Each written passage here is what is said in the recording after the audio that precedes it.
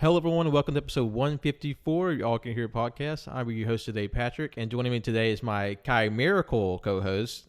It is Jonathan, and I'm the only one here today. And you notice it's a little quiet today. It's just me, Jonathan, and me because it's I guess it's a good moment sort of to broach the subject that it's all everybody's mind right now.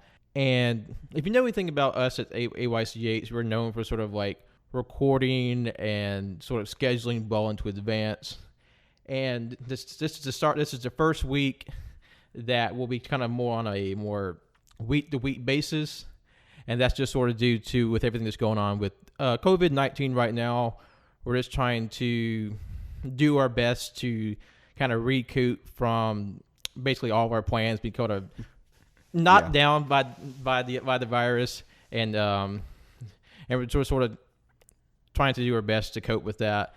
And in the future, it may not be all of us because we're still trying to figure out the best way to maintain like safety and health with like quarantine and isolation practices.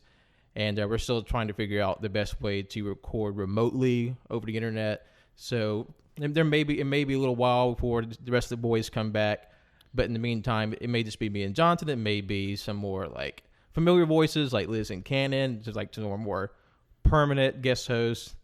And also because it is like a more, I guess, careful time right now, if we need to take a moment to sort of reduce our output schedule, even take a hiatus, we will let everyone know about that.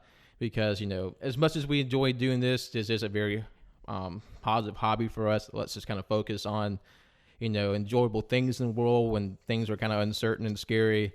Like our own sort of well-being and health is important. But for the time being, we do plan to record regularly. Like I said, our schedule may be a little bit different, but for the time being, you can expect to do an episode once a week. Yeah. And stay tuned to Twitter for any updates for things right in the future. Any updates you'll hear on our social media, on the air. So we're not going to be left in the dark. We're sort of just figuring it out as we go along. Yeah, it's sort of day by day at this point. So, but the good news is because we're sort of being forced to reshuffle our plans to find new things to do, it's also exciting because you have like all these other ideas that we get to pursue now that we were sort of put it on the back burner because of what we had already planned for the last few months. So there'll be a lot of varied new content, and also if in the event that we do sort of need to curtail recording, we can sort of still produce content, just maybe in a different avenue, because we are looking to be more active on Twitch. That's one of our big goals for this year, and this is sort of like, it's not a good thing, but it helps sort of keep us on our toes and sort of allows us to be creative and sort of adapt to new ways of, you know, producing and making content. And that's just sort of like some housekeeping we wanted to get out of the way at the top of the show, because if you notice from the last few episodes, it may seem a little disparate in tone from what we're talking about to what's going on in the world. That's because just about every episode we've done recently has recorded weeks and almost months in advance. So. Yeah. So. And from now on, or at least for the time being, it's just going to be us, and the quota on the piss, cum, and shit jokes are going to be lower than usual. So if you're coming for us for your cum, piss, and shit content, sorry that we're rationing those for the time being to make do. God, just imagine when fucking Colt and Wenzel get back, it's just gonna be fucking maelstrom. They'll just build it all outside that's gonna spew out at once. Although I was afraid if the tables were turned, that they had to sort of keep the podcast going, just the two of them, I would just be afraid. There would be no turning back. Just splooge all the time. All right. So now we get all the sort of the business out of the way. Now we get to the topic at hand. And this week we're talking about Final Fantasy, and this is sort of like a primer course for the series, because the next big iteration of the franchise, the remake of Final Fantasy VII, that'll be coming out the week of this release. And our in-house Final Fantasy fan, he will be sort of taking us through the franchise. Jonathan? Yes. Yeah, basically just what Pat was saying. Sort of the purpose of this is like, when most people look at Final Fantasy, they see like the big number and the double digits attached. It's like, fuck, 15? Do I have to, start at the beginning? And all the numbering and everything's like confusing. It's esoteric. It's obtuse. So this is for like if you're new to the franchise or interested. We're going to go through all the numbered entries except for 11 and 14 because those are MMOs. And just sort of give you like a general gist of what the story's about, sort of how the gameplay runs. And a lot of these games have various versions and remakes and remasters, so go over like which version you should pick up if you decide to pick up with that one. So yeah, and just to start off, I just want to ask Pat, like, what's sort of been your history with the franchise, if any? It as someone who's never really got to play like a mainline Final Fantasy, I have always been sort of very close ties to the franchise, albeit through sort of the side offerings of the series. Like I played like Crystal Chronicles, I played Bravely Default, Kingdom Hearts. So I've always been sort of adjacent to the series, but just never actually dipped my toe into one of the more mainline offerings. And it's just sort of this how life kind of rolled, and plus, even though we're talking about the mainline series, Final Fantasy is a completely massive branching franchise, and it offers so many different play styles and sort of stories, and I feel like just the more fringe offerings, that's sort of what caught my eye. Yeah. And not to say that the mainline series don't have their value, which of course they do. It's just, I guess, sort of the main line, like Jonathan maybe touched, is like it is sort of daunting to see all these numbered series, but with the I guess the side quests and the side series, they're sort of into themselves and they're more easily accessible, to maybe someone who hasn't played as much, but at least has a working knowledge of the series. Yeah, I sort of had the similar experience. Like the big thing with me was Kingdom Hearts, and I got interested. It was like, oh, these characters seem cool. And then I know one of the biggest problems when, around when we were growing up, they're like, especially a lot of the older games just weren't available. Or if they were on like some like archaic consoles, like you couldn't just access easily. So like now is probably one of the best times to get in the franchise because most games are pretty easily accessible, minus a handful. And just sort of get started off, do you have to start with the first game? No. And as we're going to go into, I would not recommend starting with the first game, just for various reasons. Each game is its own thing. It's its own story, own setting, own characters. But they do share similar theming, similar world design and stuff like that. And most of them end with killing God through the power of friendship. So that's I always love that little tidbit. Alrighty. So sort of the criteria as going through for like recommendation was number one, how accessible is it to the first time player? Some of the games are more intuitive than others. Now, if you're familiar with any sort of RPG, Final Fantasy won't be hard for you. You'll be able to come to it pretty easily. But if this is like your first RPG, not to say that it's hard by any means, but it can be a lot at first, depending on which one you start off. And also just to accessibility. Because a lot of some of these games are easier to get a hold of than others. Most of them are going to be like on Steam or something like that. But as we're going to get into some of those versions, I strongly don't recommend with, at least to start out with. And 3, and is this like a good indication of what the series as a whole? A lot. There's some of the entries, especially some of the earlier entries, you can tell they were getting their footing, and it doesn't really reflect on what we now know as Final Fantasy. And finally, is just the game fucking fun. I maintain that all the games are pretty good. Like, they're at least good. Maybe there's one we're going to get to that's not. And then at the end of this, I'll give you my personal rankings. That is, if we have time, which I think we should. And to start out, I just want to, after all this preliminary, I do want to give a disclaimer, especially for people who are familiar with the franchise and know that this series, I know for me and a lot of other people, is very personal. So take my opinion with a grain of salt. This is just my opinion. Final Fantasy fans can get really passionate about their particular entries that they're attached to, and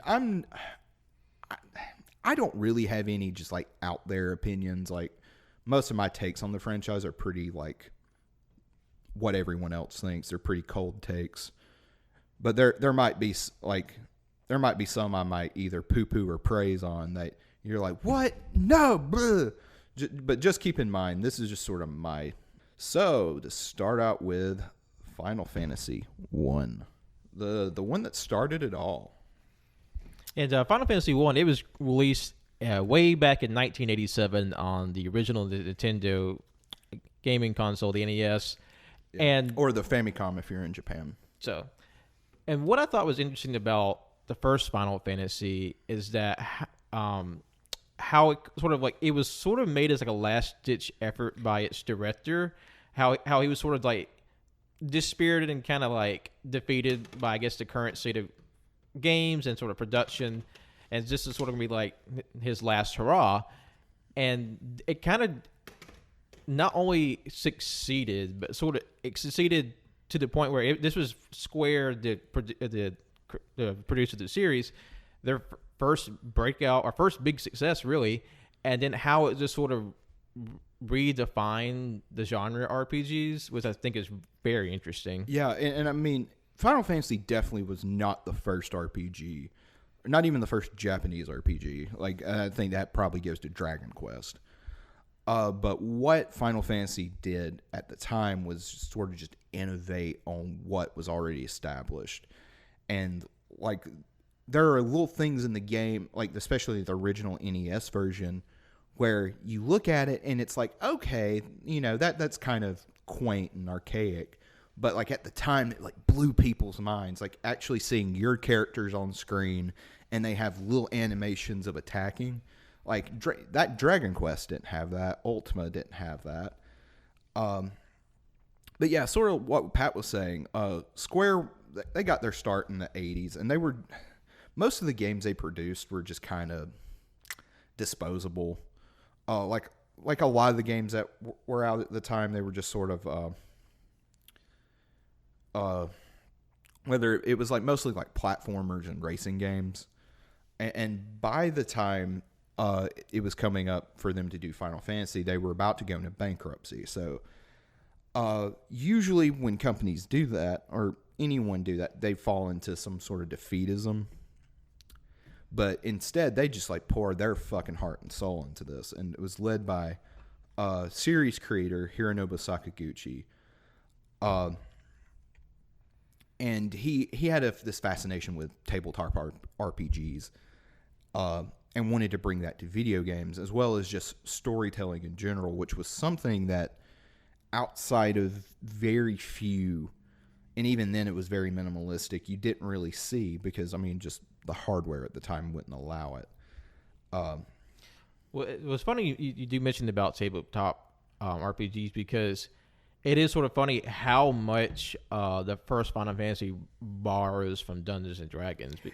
Yeah, that and simplifies it for like the average person. Yeah, and as we're going to get into, unlike later games in the series, like the protagonists are silent. And they're sort of similar to like how like, you know, other characters like Link was supposed to be in during the inception of The Legend of Zelda. He was supposed to be the link between you and the character. So, even though that may seem very sort of, I guess, bland for like a newer player going back, it just at the time it's sort of like, because the characters were so minimalist, it allowed for more immersion for the player because they can embody anything they want onto these blank canvases, and which I think is very interesting. Which is sort of like what tabletop gaming is about. So like you have this sort of like archetype that you sort of superimpose your thoughts, feelings, and characteristics onto, and then sort of you play through this story. Yeah. And one of the big legends about this game is they chose Final Fantasy as a title because this was going to be the last game they thought they were going to work on. But as I was doing research, they wanted to have the name Fighting Fantasy, but that name was already taken. So for some reason they just wanted the alliterative FF. So they were just like, fuck it, Final Fantasy. And to just get into what this game is about, like I said, it is lighter on story because this was their first attempt at something like this. So even with the later NES games, it's not as extravagant. But it's set in, this game follows 4 warriors of light as they go on the quest to restore the 4 elemental crystal to restore balance to the world. And crystals are going to be very, very common. Because like you said at the top, that even though this is a franchise with very sort of self-contained stories, there are a lot of elements and characters and sort of trappings that factor into each and every game in some fashion. Like there's always going to be crystals, like the same sort of like equipment names, spell names, character names. Like there's always a character named Sid in a Final Fantasy, and it takes a different for this one. Except for this one, yeah. But of course, with the first one, it sort of lays the groundwork for all the rest. So even if sort of things that come later that become franchise stays, that is something interesting to think about. That. And in a different respect, that a lot of the things that we hold to the series didn't show up till later because that's how long running the series is. Exactly. I'm just looking through my notes right here. Well, another thing you talked about that there's the story revolves around the 4 warriors of light, which is interesting that you actually have 6 classes, 6 characters to choose from to make your party of 4. Yeah,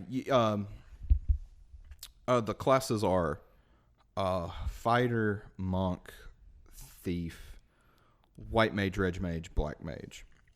And you can choose any combination of those, and depending on what combinations you make, allow for easier time, a harder time. And especially for the time, that really inspired a lot of replayability. It's like, well, what if I go in this time as a party of, say, like all fighters, and you just literally wreck house because they have the best weapons, the best gear, and are literal tanks. Or, you know, any sort of combination you could think of. Definitely would recommend always having a white mage because you always need a healer. Because with the white mage, they focus primarily on sort of healing, restorative abilities. Mm-hmm. Black mage is more so spellcasting and more like offensive magic. And red mage, he's sort of like the man in the middle. He can use offensive and sort of recuperative abilities as well, but never quite to the same extent of either. Yeah, he is a jack of all trades and a master of none. Our friend Cody, friend of the show, he when he played this game, he didn't have a white mage, he had a red mage, and he got to the final boss and was fucked because he didn't have any of the high level healing spells. Because like once you and then at a certain point in the game, you can upgrade your classes to be like stronger, and it can equip higher level spells. This game is also just very basic turn-based RPG. You go through menus, you select your action, character performs that action, it goes to the next character's turn, or your enemy. And in that sense, you could literally just stay on the menu, pause, go get a sandwich, come back, and nothing has changed. Which that will definitely change later on as the series goes along. This game also has like, also sort of is a precursor and sort of foreshadowing on how like convoluted a lot of these games can get. Why I call like Japanese anime bullshit. But there's like a lot of like time travel involved too, and if you really think about it, it doesn't make sense. But like you gotta think of the time in 1987. This was big. Which I thought was really interesting about the first foray, because like we also mentioned, Dragon Quest is one of if not the most popular RPG in Japan, and it's always had sort of this on again off again friendly rivalry with Final Fantasy, and this sort of came out around the same time as Dragon Quest 2, and it really sort of exceeded and sort of in terms of content more than what Dragon Quest 2 had, which always sort of been like this was it. This was the pinnacle. This was the big one. And really their first foray, they really jumped in the ground with both feet and just really like just pumped out with how there's all different places you can go, just sort of like different methods of traveling and equipment, and just like it's just as simple as it is a deceptively, I guess, light game. There's a lot of density to it. And sort of like to put things in perspective, like Dragon Quest is definitely more popular in Japan. And then, Final Fantasy is more popular in the West in general, especially like the States and Europe, which has led in the later entries for Square to kind of pivot towards like, what's the term? Trying to appeal to that market more than, say, the Japanese audience. Americans wouldn't see this game, or just North America in general wouldn't see this game until 1990, which was... most of the time when you have like most games now are simultaneous worldwide release, but even back in the day when like something was like released in Japan, it would come to everywhere else pretty quickly after. Like that 3 years was a long time, and for gaming in general, which was sort of like a niche thing, and then RPGs being a niche of a niche, like Final Fantasy, was very popular over here. And then over the years, it has had quite a few remakes. The biggest one being Origins on the PlayStation, which was sort of a remake of 1 and 2, and they really enhanced the sprites. Got rid of some like very bullshit mechanics that the NES version had. Mainly the big thing in the original game is like if you have everyone targeting one enemy and say your first character kills that enemy, but everyone else targeted that enemy, all their attacks don't immediately go to other enemies on the field. They just miss. I think that's bullshit. Oh, yeah, it's bullshit. There are some people who have hot takes, and it's like, oh, it's just an extra level of strategy. Fuck off. No, it's not. I'm kidding. But yeah, the PlayStation version added redirecting your attacks to different enemies when that enemy dies, which is a very good thing. And just other like quality of life things. Like the big thing was in the menus, you couldn't see like how different spells and equipment was better than the other. So you kind of just had to go in blind buying everything. And it was like, well, shit, this isn't better than what I had. The PlayStation and every version after that allowed you to see like how this a piece of equipment stacks against this piece of equipment. So basically, for every time thereafter, you see eventually the stats of the item and your stats. Yeah. This game, it had like a GBA release, and which was basically the same thing, but just on the GBA. And then there was in the mid 2000s, they started releasing a lot of the early games on the PSP, which going right out and saying it's the definitive version. They even cleaned up the sprites even more. They're HD. They look really good. So if you are going to get this game, if you want to, for some reason, start with the first game, I definitely recommend the PSP version.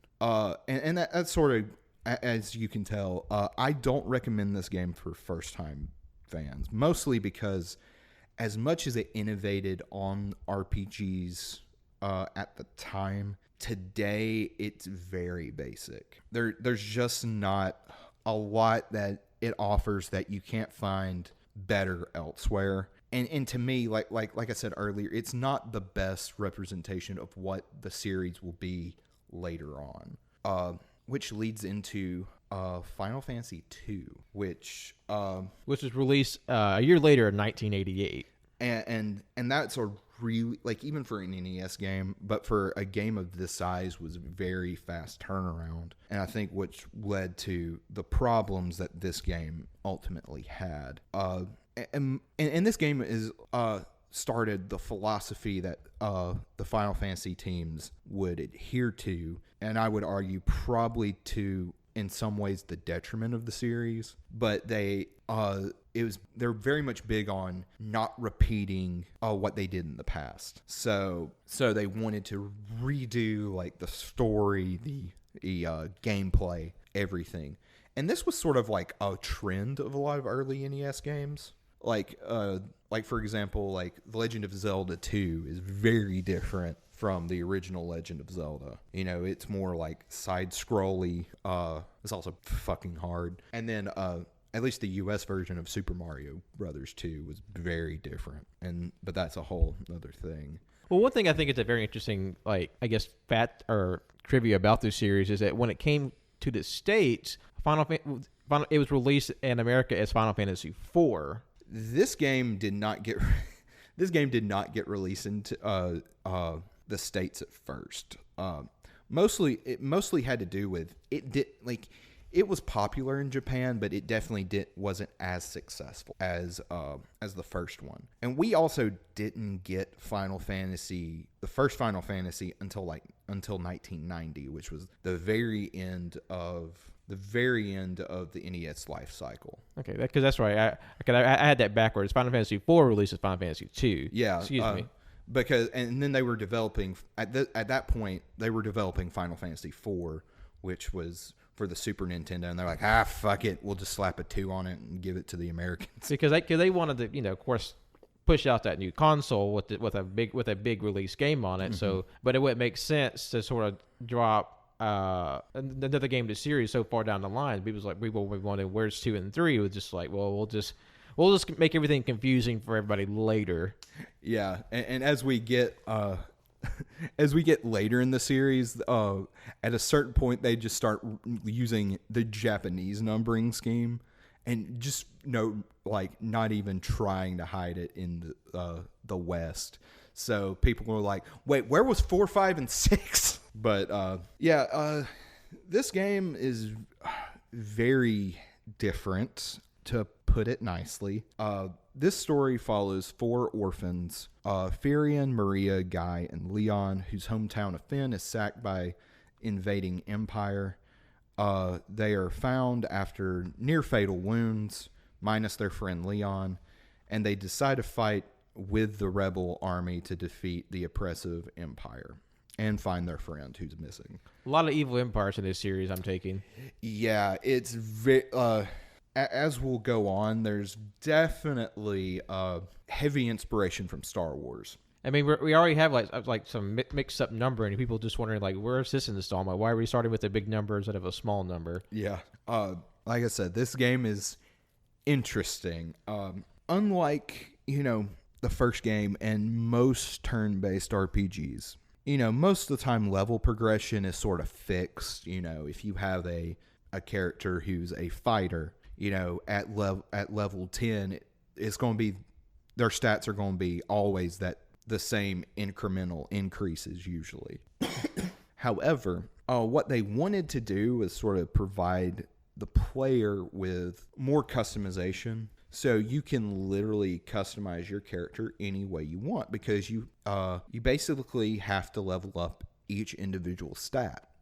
Because like in this one, instead of like learning spells like over the course of your progression, you buy the skills essentially and like equip them as you want. Yeah, and I mean that wasn't new. The first game did that, but instead of like the first game, when you bought like say Fyra, you can cast Fyra. But what like you would buy like at the beginning of the game, say you buy Fire, And the more you use fire, it will, the stronger that spell will get. And I think the max is level 16, which, like, on paper, all this sounds like, pretty cool. You can customize your characters how they want.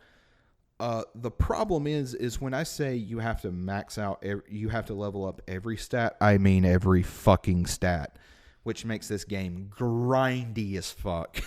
So, like, you have to grind your HP, your defense, your attack, what weapons you're proficient at.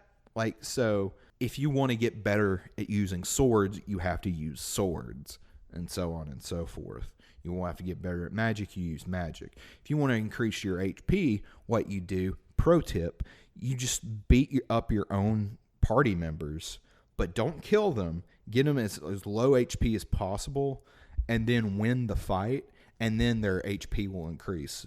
So if you do that early on, you can have, like, your HP in the thousands, and nothing can kill you, ever. Like I said, this game is very ambitious, and the story, especially for the NES, is very ambitious. It's very dark, which, I mean, a lot of these games are, but, like, when we think of NES games, you think of Super Mario, it's very, bright and joyous, save the princess. And this game has many a character death, because the fourth slot in your party is for a lot of, like, side characters that come in and out. Because that's what I was going to say. That's something they introduced with this series that would turn up later.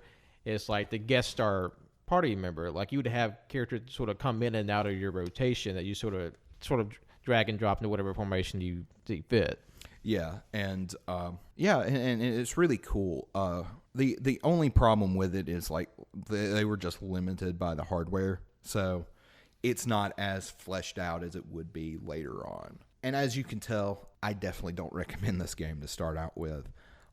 If you want to play this game for some fucking reason, like with the first game, the PSP version, for same reasons, just enhanced graphics, more quality of life, updates, things like that. But yeah, this one is, like, a very, very hard, like, no, do not. I wouldn't even play this game unless you were just absolutely hell-bent on playing every game in the series.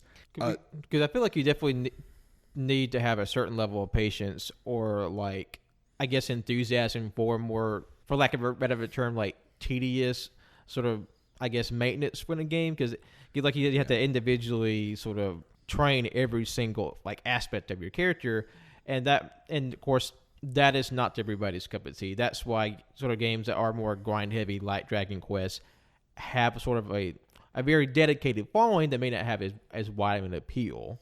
Yeah, and this game is, like, even more grindy than even other games in the series. And like, I'm usually, like, tolerant of grind. Because at least the way I see it, it's like, you mostly play the game to play the game, and that's sort of how you play the game. But this is just tedious because, like I said, even if you do that HP trick, your attacks are still going to be pretty low level. So, like, enemies aren't going to be able to kill you, but it's going to take forever to, like, kill a boss, for instance. Like, I remember I got to the Adamantoise fight. Oh, God. And oh, my God, it just took fucking forever because I hadn't really been leveling up my spells much because, like I said, this game's fucking grindy as shit. And I want to kind of get a move on. And, yeah, I mean, I beat him, but goddamn, it took, like, 30 minutes. Just so for, like, anybody who's trying to imagine what this boss fight is like, the Adamantoise is like this big turtle-like enemy with a big shell. It has that really high defense on top of all its stats. So just imagine just spending like an hour or more just, like, slowly whittling away this boss while also taking just all the damage he's thrown at you. Yeah, and most of the time the Adamantoise in the game, in the series, are not that bad. Like this one and then the one in 15, which I think people said, like, takes, like, something like 5 hours to fight or something like that. I don't know. I never did that. To put things in perspective, this is the only game I put down just out of frustration, and I just said no. So if that's sort of the indication to go by, yeah, I just do not recommend this, which Now we're going to go to Final Fantasy 3, and this is the one we're definitely going to spend the least amount of time on because I haven't played this one. This is the only one out of the main series I haven't played. Mostly because this one is probably the hardest to find. Because it didn't get unlike Final Fantasies 1 and 2, which got like a release on the original PlayStation, this one didn't get a release until the DS in like 2006. And just to put it like further into perspective, like I think as of last year, we still don't have like a straight copy of the original 2D version. We have like all these sort of like ancillary remakes, but like we still don't have like that OG copy. No, there for Final Fantasies 2 and 3, there aren't 2, 3, and 5. Well, I take that back. There is one of 5, but 2, 3, and 2 and 3, there's not any original release of it over here. Legitimately, you can get some like fan ROMs of like a fan translated version of the NES version, but like especially with Final Fantasy 2, imagine like all the issues I said, I was complaining about. Now multiply that by 100, and you have the NES version. And sort of like Final Fantasy 2, whenever the Final Fantasy 3 that was released in the States was actually just a renamed Final Fantasy 6. Yeah, and we'll get to that one once we get to 6. But so most like I said, I haven't played this game, so I'm not super familiar with it. A lot of the information I have about this game is very much from what I've heard. Final Fantasy 2 definitely wasn't a flop when it came out in Japan in '88, but it definitely wasn't as big a hit as they were expecting, like they were with the first game. Mostly because the second game had a very quick turnaround. They didn't have a lot of time to really hone things the way they wanted. So Final Fantasy 3 is sort of more back to form. It follows 4 Warriors of Light again, trying to restore crystals. This game definitely had introduced... and one thing I forgot to mention with Final Fantasy 2 was the first appearance of Cid, who the Cid character is always usually some sort of engineer, a pilot, some sort of mechanical type character. This game, Final Fantasy 3, introduced summons, which are like giant mythical beasts like you can summon to do like these big fuck all attacks. Also introduced Moogles, which are cute and adorable little white teddy bear koala creatures that are just cute as fuck. They're essentially the series mascot. Because I think it's the Japanese name for Moogle is Muguru, which is basically a combination of mole and bat. I mean, and that's basically what they are. just imagine like a very cute like white animal creature with big red nose, an antenna with a big red ball, and tiny little bat wings. And they're always sort of like a very helpful creature. Like they do sort of like they take care of your items, they save your games, sort of like always applying some sort of like assistance and service to the player. Yeah. And oftentimes a playable character. Yeah, as we will get to later on.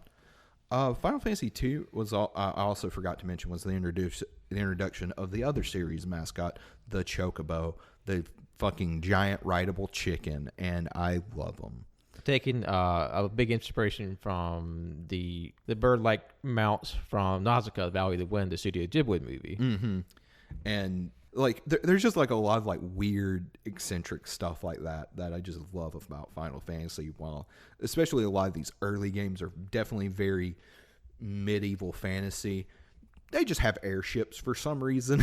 Just these flying fucking ships. It's sort of funny. It's like this like slow gradation between just like strictly medieval fantasy to more like steampunk and sort of like of that sort of genre. And it's sort of interesting just to see that progression as it goes on, because it kind of takes bigger shifts in terms of like overall world building. Like it goes to like diesel punk and like cyberpunk as almost like, so you're just watching the history of the world, how it goes from like Stone Age to medieval times, and it's like then progressing to modern age, because that's sort of how the series progresses. I don't know if that was like exactly a conscious decision or just how the changing chase developed, but it is very easy to watch this and a linear fashion in one respect. Yeah, a lot of that has to do with I classify most games by two types of Final Fantasy.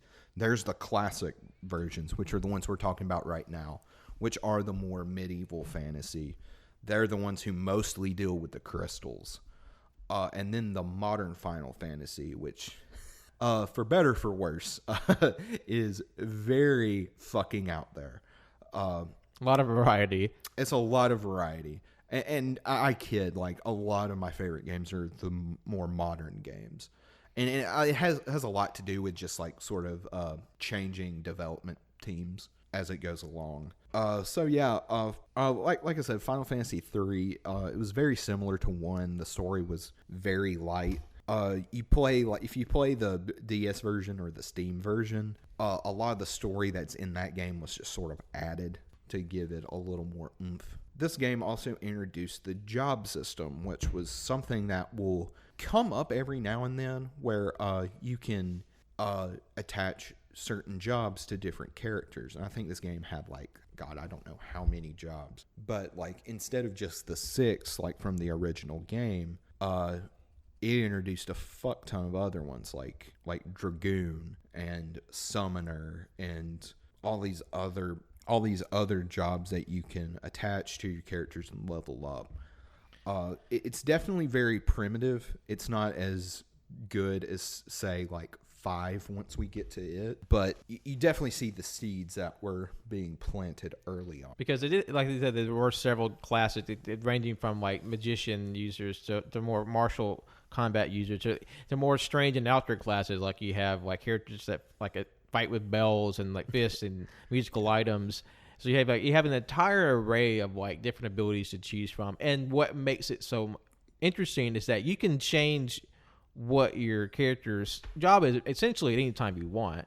Mm-hmm. And I mean, you can literally have a team that all the characters are the exact same job. You can have like all bards or something. I wouldn't recommend that, but even though if you want to play on a certain level of self-imposed challenge, you can sort of arrange your formation anyway. And yeah, I know one of the challenges with the 5th game, which has probably the best job system of the series, there's a challenge called 4-Job Fiesta, where you pick 4 jobs for the 4 characters, and you have to sort of stick with them for the entire game. It's sort of like if you're familiar with like the Nuzlocke challenge in Pokemon, where you use the first Pokemon that you come across and you cannot catch anymore, and if that Pokemon faints, you're sort of you're kind of SOL. You kind of have to make do with what you have. It's a very sort of self-imposed challenge, and it sort of allows for like some very interesting things with the game. For me, I actually am fairly familiar with this one, even though I never played it. Because back in 2006, they had a 3D release for the DS, and even though I never played it, I bought the strategy guide, and I just poured over that because they had like in-depth details about all the classes and like art for each class, and that's just a quirk. Me sidebar, so I a lot of times would just buy strategy guides for games, never actually buy the games, just so I could look at the art and just enjoy that. Yeah. But I feel like I do have a special connection with this one, just for all that time of just like consuming the art for that remake. Mm-hmm. And in the States anyway, we have what are called the Ultimania archives, which are basically these giant fuck all art books for these games. Definitely recommend. I have the first 2 volumes, which cover 1 through 9, and God, the fucking art is gorgeous. Especially like I used to not be a fan of Yoshitaka Amano, who's the most of the he done a lot of the early character designs, and his stuff is very wispy and like very watercolor, very like androgynous, wafy sort of characters. And I feel like it really embodies sort of like the sort of like mythical tone of the series, how like everything just seems so like ethereal and just sort of transcendent, and just like I don't know, it's just like billowing clothes, like billowing hair, and just like it's a very grand style.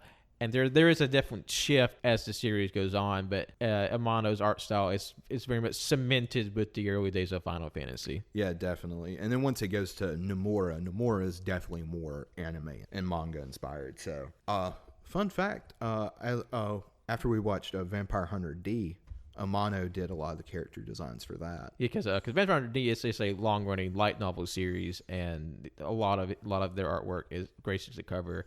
And Vampire Hunter D it's a movie definitely worth the watch because it's a gorgeously detailed, probably some of the best animation and backgrounds I've seen in an anime movie. The one we watched was Bloodlust that came out in 2000. It's worth your time. Check that out. Definitely recommend. So if you're going to get this version, or get this game, I recommend probably the Steam version, mostly because that's the easiest one. But I don't really recommend this one either, mostly because I can't, because I haven't played it. But from what I've been told, it is similar to the first game, where it's definitely more, what's the term? It's definitely more basic. It doesn't really offer anything you can't find better in even other games of the series. And now we move into 4, which to me, this is where the series first got its footing and really became Final Fantasy. This game, after they completed 3, with the new hardware, they really wanted to go all out and create this grand story.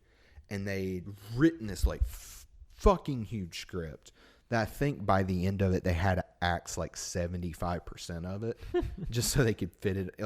Even though the SNES was definitely double the capacity of the NES, I mean, it's still very limited. It'd be pushing the already bound to this console. Yeah, definitely. And especially with a console that's just getting started. Let's see. And like Pat was saying earlier, when this game was released in the States, since we didn't get Final Fantasies 2 and 3, they just labeled 4 in the States as 2, starting the long fucking confusing numbering convention. 4 follows, or hold on, wait, before I get to that, I do want to bring up a person behind the scenes named Hiroyuki Ito, who created the battle system for this game, which is called the Active Time Battle System.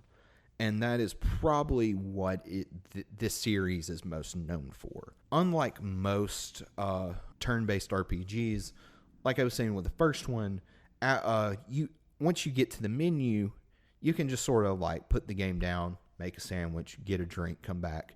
Nothing has changed. What the ATB system does is every character has what's called an ATB bar, and that is linked to their speed stat. And it fills up.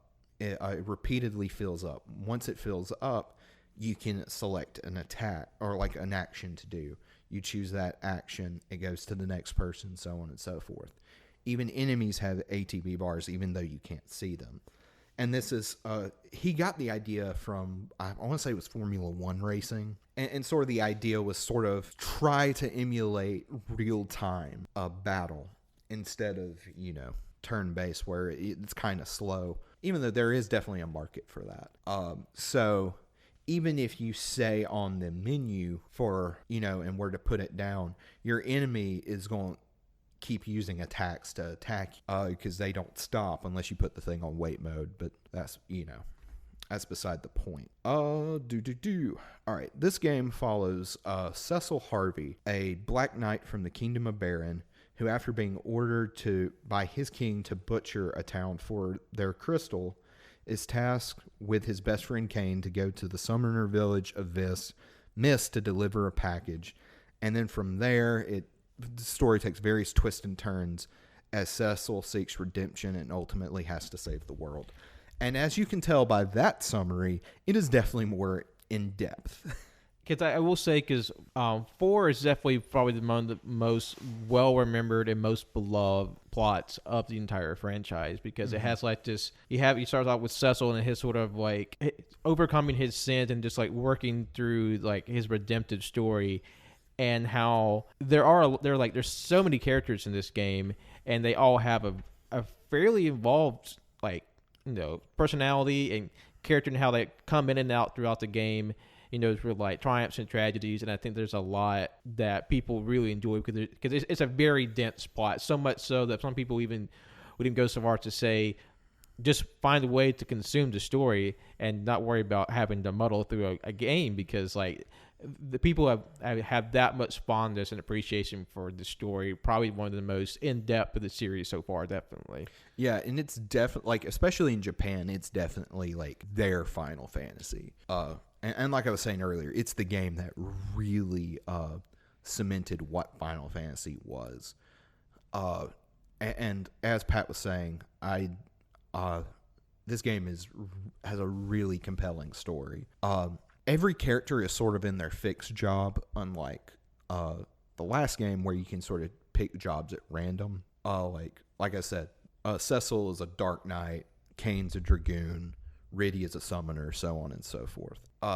So it is definitely probably the most like on rails in that aspect of the game. But it's I think that's definitely good for a first time player. And this is definitely probably the game out of the classic Final Fantasies that I recommend for first time players. Probably the one I recommend the most. I definitely feel like this at this point in the series, you have enough of the mechanics that people would know the Final Fantasy series by. It has a very in-depth story, so and plus the series has progressed enough that some of the more like, I guess, less than favorable mechanics have sort of been phased out. So you have like a very, I guess, the word crystallized version of the series so far. And I feel like it's a very strong contender for someone to come in and play, because you have all these things that people are familiar with, and sort of like, there's enough there that a modern gamer wouldn't feel like it's too much of a step back to go and play. Yeah, definitely. And this game has had the most remake and remasters and ports out of any of the games in the series.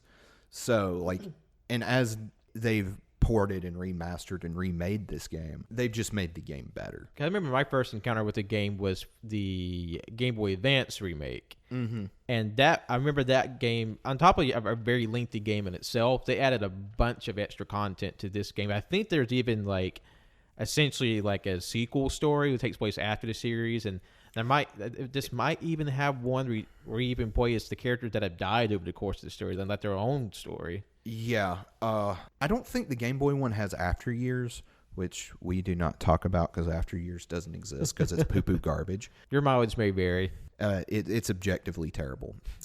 I think that one started with the PSP version. But yeah, even with the Game Boy, even the PlayStation version, I think the PlayStation version was just a port. But like with the Game Boy version, they definitely cleaned up the translation. And that's something, starting with these games, the more story intensive games, is something I'm going to bring up a lot, is translation. Because the original translation for this game is pretty bad. Like a lot of translations were in the late 80s and early 90s. There's definitely some like idiosyncrasies that have kept from the original English version. Like there's the iconic line, "You spoony bard," that's in every version since. But yeah, that I have respect for Ted Woolsey, who's the translator. But yeah, his versions are not necessarily the best, mostly because he just didn't have the resources at his disposal, as we'll get to later on. This game also just has one of the more compelling villains of the series in Golbez. He's sort of the Darth Vader of the series, in that he's just this very big, menacing character. It's like giant statuesque figure, big, posing like spiky black like armor. Like he definitely has like, a very obviously evil, obviously powerful, badass villain. Yeah, he is definitely, like, you look at him and immediately like, oh, he's the villain. And like I said, I definitely recommend this game. Like I said, there have been very many remakes. The two versions I recommend are DS version that came out in 2008, or the Steam version, which is the DS version, or the PSP version. The PSP version is more similar to the SNES version, but with just an updated script and higher resolution graphics and sprites. I know a lot of people, this is the one they ride or die for. I'm more partial to the DS version, which has 3D polygonal models, a little bit of voice acting, which admittedly is a little dodgy. It's not the best, which that's sort of the standard with Square. But like even then, like I said, I still recommend this version. And this version added story that was in the original script, but they weren't able to put in mostly stuff around Cecil and Golbez at the end of the game. So I definitely recommend that, but I definitely recommend the Steam version because the original DS version is fucking hard. Like, it will break your face. Like, when I played the original DS version, I had to, once I got to the final dungeon, I had to the final boss, I had to grind to level 99 just to beat the final boss and barely managed to beat him. Because like with like most games, you know, you can grind to like a very high level, but rarely is it ever needed to get like in the 90s to fight the mainline boss. But then, like, as you'll see, there's definitely different spikes in difficulty across the series. Whereas you may have a game that's fairly easy to go through, but the final stretch is extremely difficult, or inverse, right? Yeah. The game is throughout is very challenging, but they kind of give you a break at the end. Yeah, very much so. And the thing with the Steam version is they have a difficulty option. So like the difficult on that version is what the DS version was. That was their default version. That was their default version, and like I said, I'm very proud I beat that game, but God, it's hard. And so now we move to 92, which was the release of 5. Not super familiar with a lot of like the Japan side of the making of this version of this game. Most of what I know is more stateside because we didn't get this game until they released the big fuck all collections on the original PlayStation in the early 2000s. And one of the main reasons why I've heard very conflicting reasons. I think probably the most likely was while Final Fantasy II did, or I say Final Fantasy II, but Final Fantasy IV did well over here, especially for a game that is a niche of a niche. It didn't do the numbers they were wanting. So they were like, well, fuck, we're not going to bring over 5. Also, 5 is definitely one of the harder games in the series. Square thought Americans were too stupid to play this game. But this game follows Bartz, Lena, Galuf, and Ferris. Bartz is sort of just this aloof drifter. Ferris is a princess of a wealthy nation. Galuf is an old man with amnesia, and Ferris is a cross-dressing pirate. And as they go on to restore crystals to save the world. If I could describe this game in one word, it's fun. It's one of the more lighthearted games in the series, and that was by design. They wanted to make a more comedic game. And there's definitely dark moments. It's just coming from like the more high drama of 4. They wanted to, have a bit of like a breather in terms of tonality. Yeah, and especially as we get to the games after this, like 5, in my opinion, would probably be a good one for you. Okay, because it definitely, like when I play it, I was like, oh, this is Pat. Just of how like goofy in tone it is, and just looking at it a little bit, there just seemed like it's a very vibrant color palette.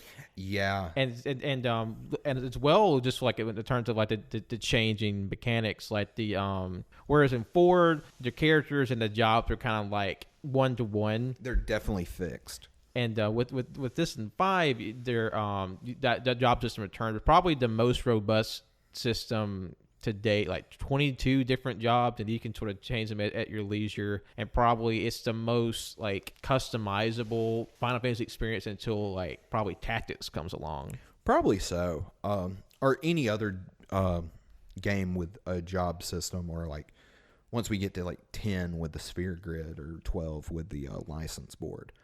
But yeah, as well as gaining experience, you gain ability points where you can use the ability points to level up job. And at certain job levels, you can basically learn certain techniques that are linked to that particular job. Like, for instance, if you level up the Dragoon class with, say, Bartz, you'll get the jump ability, which is a very common ability in Final Fantasy, where the character jumps up You lose that turn, but the next turn they jump on the opponent to attack it, and it's like double the damage. It's like it reminds me of the move Fly from Pokemon. So Yeah, or like Jump in Pokemon. yeah, it's and I'm definitely very interested to sort of see how they're able to have like this very like robust combat system. You feel like it's very engaging. You also have like a very lighthearted story because I feel like it's a nice clash there. And and just going ahead, like what would be like your recommended versions for 5? 5. My recommended version is the Game Boy Advance version. To me, that's the definitive version. The PlayStation version, outside of 1 and 2, I don't recommend because of like load times. The scripts are pretty awful, especially for 5. I don't know if it was for 5 on the PlayStation 1 or if it was a fan translation, but they originally translated Bart's name to Butts. Butts. B-U-T-Z. And every time I play it, I rename Bart's to Butts. Yeah, that's always a kick for me. Is just seeing how like the translation goof is like that's just too good, and like the Spoonie Bart and just like and how like just like very obvious things that what should be like how in 4 there's a character named Lydia, but she's translated originally as Rydia because the whole distinction between L and R. But I kind of feel like. Of course, I don't know. I'm not a translator, so I don't know what it's like working at a time crunch. But I've definitely seen translations and like American adaptations of Japanese properties to feel like it's a broken enough English word you could figure out what it's supposed to be. Yeah. It's like come on, this should be a bit more obvious. But yeah, and like the all the like even the worst translations, they're readable, but yeah, and I think a lot of that has to do with just Japanese is just so hard to translate to English and vice versa, and plus because there's just a lot of concepts exclusive to each language that don't translate well, and plus you're not sort of definitely with each game you're definitely not given the same sort of crew, the same sort of resources, and so like what may be a stronger adaptation of a property is sort of dependent on the time, the resource, and all these like behind the scene things that are definitely different for each one. It definitely, at least until they get more of a foothold in each other's sort of homelands. Yeah, and like I said, like this is still the early 90s. Games are, at least in the West, they're definitely a niche. It's not until like the late 90s with like the PlayStation N64 where it becomes more mainstream. And you have that, and then RPGs are a niche of video games. So it's definitely a harder sell in that. And plus, by that, there's less resources allocated to that production and distribution of that game. Yeah, 100%. If I have a complaint about this game, it's definitely the villain X-Death. Just like his name implies, he's just fucking generic. He like even his design sort of looks like a poor man's Golbez. And just I do sort of like his origins because it is a little goofy, which is in tone of the series, but it definitely does. Like this game definitely doesn't have like the oomph that like say 4 or 6 or 7 or later games have as far as like dramatic potential. There are definitely very dramatic scenes. There's one scene that happens towards the end of the game that's very emotional, and it's done really well. But it is definitely more on the comedic side. This is also the first introduction of Gilgamesh, which is a reoccurring character. And unlike, say, Moogles or Chocobos or Sids, who are different iterations each time, it's every time you see Gilgamesh, it's very much implied it's the same Gilgamesh from 5. He's just jumping dimensions. And he's definitely a goofy character, but has the most badass theme. If you have Spotify, go to Final Fantasy V soundtrack and look up Battle on the Big Bridge. It's one of the best tracks in any of the Final Fantasies, period. And I keep forgetting to mention things. And like starting with 4 and then from here on out, the series composer Nobuo Uematsu, his music is just I will argue, the best in video game. He composed 1, 2, and 3, but sort of like how those games were trying to hit their footing, those games are the same way. There's definitely standout tracks, but I definitely don't go back to those as much as, say, 4 or 6 or even 5, because 5 has a really good soundtrack, or 7, 8. Like I can name all the ones, all the ones he did or had some part in, and it's so good. And like I said earlier, the best version I recommend is the Game Boy Advance version. The problem with that version is it is very hard to find. I can only imagine if you're able to plumb the depths of eBay to find it, it's probably exorbitantly priced. The cheapest, I actually looked recently, and the cheapest one I was able to find was $99. Not bad by like Game Boy Advance standards on eBay, but still, that might be a bit steep for some people. Yeah, definitely. And definitely if you're just jumping into the series for the first time, I don't recommend that. Probably the easiest one to get a hold of is the Steam version, which is the Game Boy Advance version, but looks like butt. So it just looks cheap and plastic, and I'm going to say the same thing for 6. So then we move on to 6, which is a fucking masterpiece. And something that's sort of a reoccurring thing is when they get to the end of the life cycle for a console, they go all out. Like with 3, they went all out and pushed the limits of what the NES can do. And when they got to 6, they did the same thing. They definitely pushed the SNES to its limits in terms of graphics, in terms of sound, in terms of just like mechanics, because just when we hear Johnson talk about it in the past and what I've looked at it before, 6 is definitely a stunning game. Mm-hmm. Even as something that's in the era of the Super Nintendo, it seems kind of silly to kind of be like in awe over like a very, I guess, pixelated game, but it's definitely one of the best games in like, I guess, ever, and like one of the best games you could get of that era. Oh, 100%. And just like you're saying, for a game that came out in 94, it's just amazing at what it was able to do. There is a quote from like Nobuo Uematsu where he's talking about the launch party, and he was like crying because of just like how beautiful he made it and things like that. And like with the SNES games, if like 4 is definitely more, I would describe as epic. 5, is definitely comedic. 6 is very operatic in a lot of ways. Pun completely intended, because there's a very famous scene with the opera in this game that kind of helped define what this game is.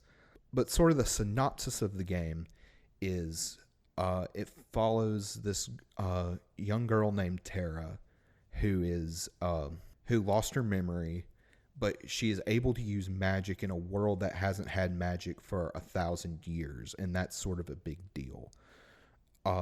Because the Empire, the Gestalian Empire, is trying to find ways of using magic for world domination, and she gets wrapped up in a rebellion to fight against this, so on and so forth.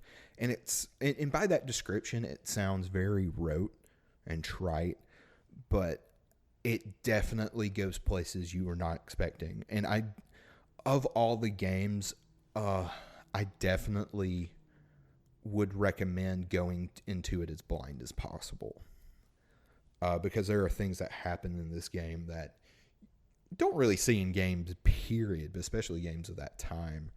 And I did want to mention, like we talked about, how 4 is very much like one of these big tent poles in the series. I feel like 6 is very much in the same way, because it has some of the most iconic characters and definitely one of the most iconic villains in this series, and that's Kefka the Clown. Yeah, Kefka is definitely he's definitely my favorite villain of the series, for various reasons. But God, this game is just fucking like it sounds like I'm just like a sycophant for this game, but it's just, I can't really fully articulate how good this game is until like people have played it. because like we talked about, it just has like a very engaging story, a lot of nuances, and like it just you like it's a very little journey to what all the characters sort of go through, and how even the villain is very progressive over the course of the series. How he goes from essentially a court jester to be the biggest threat the world has ever seen, and it all sort of just culminates in a very like engaging fashion. And not to mention it has like all these sort of like a very unique sort of like world setting, because it has like this sort of like diesel punk sort of thing. Like there's a lot of machinery and mechanical. It's definitely the most steampunk of the series, if that's the correct term, or like diesel punk, like you were saying. It's more akin to like, I would say like the second industrial revolution, like late 1800s type thing. Like there's trains and steam power and coal power and things like that. And plus there's just like all these big like climactic moments of the course of the story, just from like, I feel like there's it is sort of broken up into like these big sort of set piece moments. And while my favorite moment in this series isn't maybe sort of like a plot set piece, it's just one of the most outrageous moments in the entire franchise, when you're fighting a train. You're on the run. You're on the run from a train, and you can suplex the train. You can suplex the train. Yeah, it is fucking amazing. Just say you fight a train, like you're really running down the track, running from the train, fighting it, and one of your characters, a fighter, he literally picks up the train and just spikes it into the ground, and it's just one of the greatest moments in gaming. It's so good. It's definitely probably the most memeable part of this game. But God, it's just Sabin suplexes a train, and like that happens like pretty early into the game too. So sort of just to give you an idea of what to expect with this game, it goes wild. Yeah, and like where 4 was somber and 5 was comedic, to me they took the best parts of both of those to combine into this game, because there are definitely some goofy moments in this game like that, or just like characters in general. Like there's one character who's just a feral child, and he just has really like funny reactions to things. This game also boasts the largest playable cast in any of the series, with 14 playable characters, and only 2 of those are optional. Or 3? 2 or 3 are optional, but even then, that's just fucking enormous. And this is definitely a return to the whole the characters are their classes, so you can't really swap a character between their class. There's very much cemented in who they are as the character. Yes and no.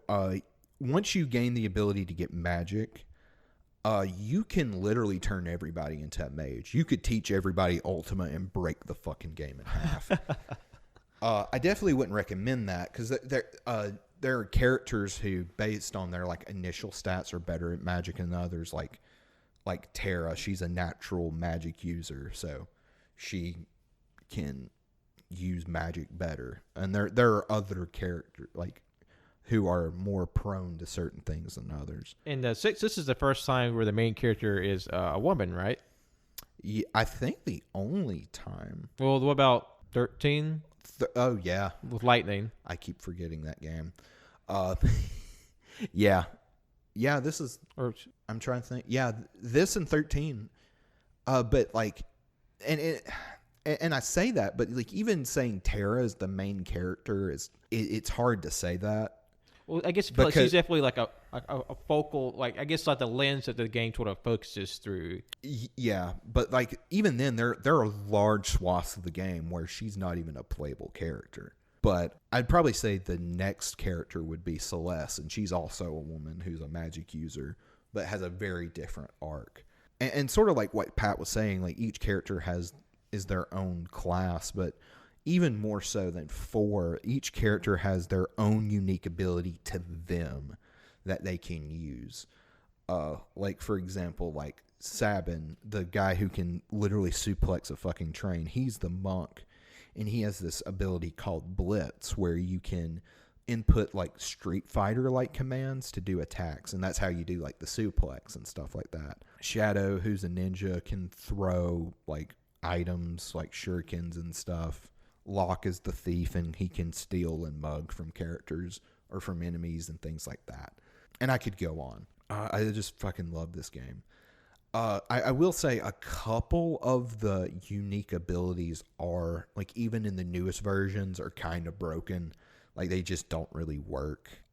Or they're just, like, really fucking annoying to get. Like, the feral kid, his name is Gal.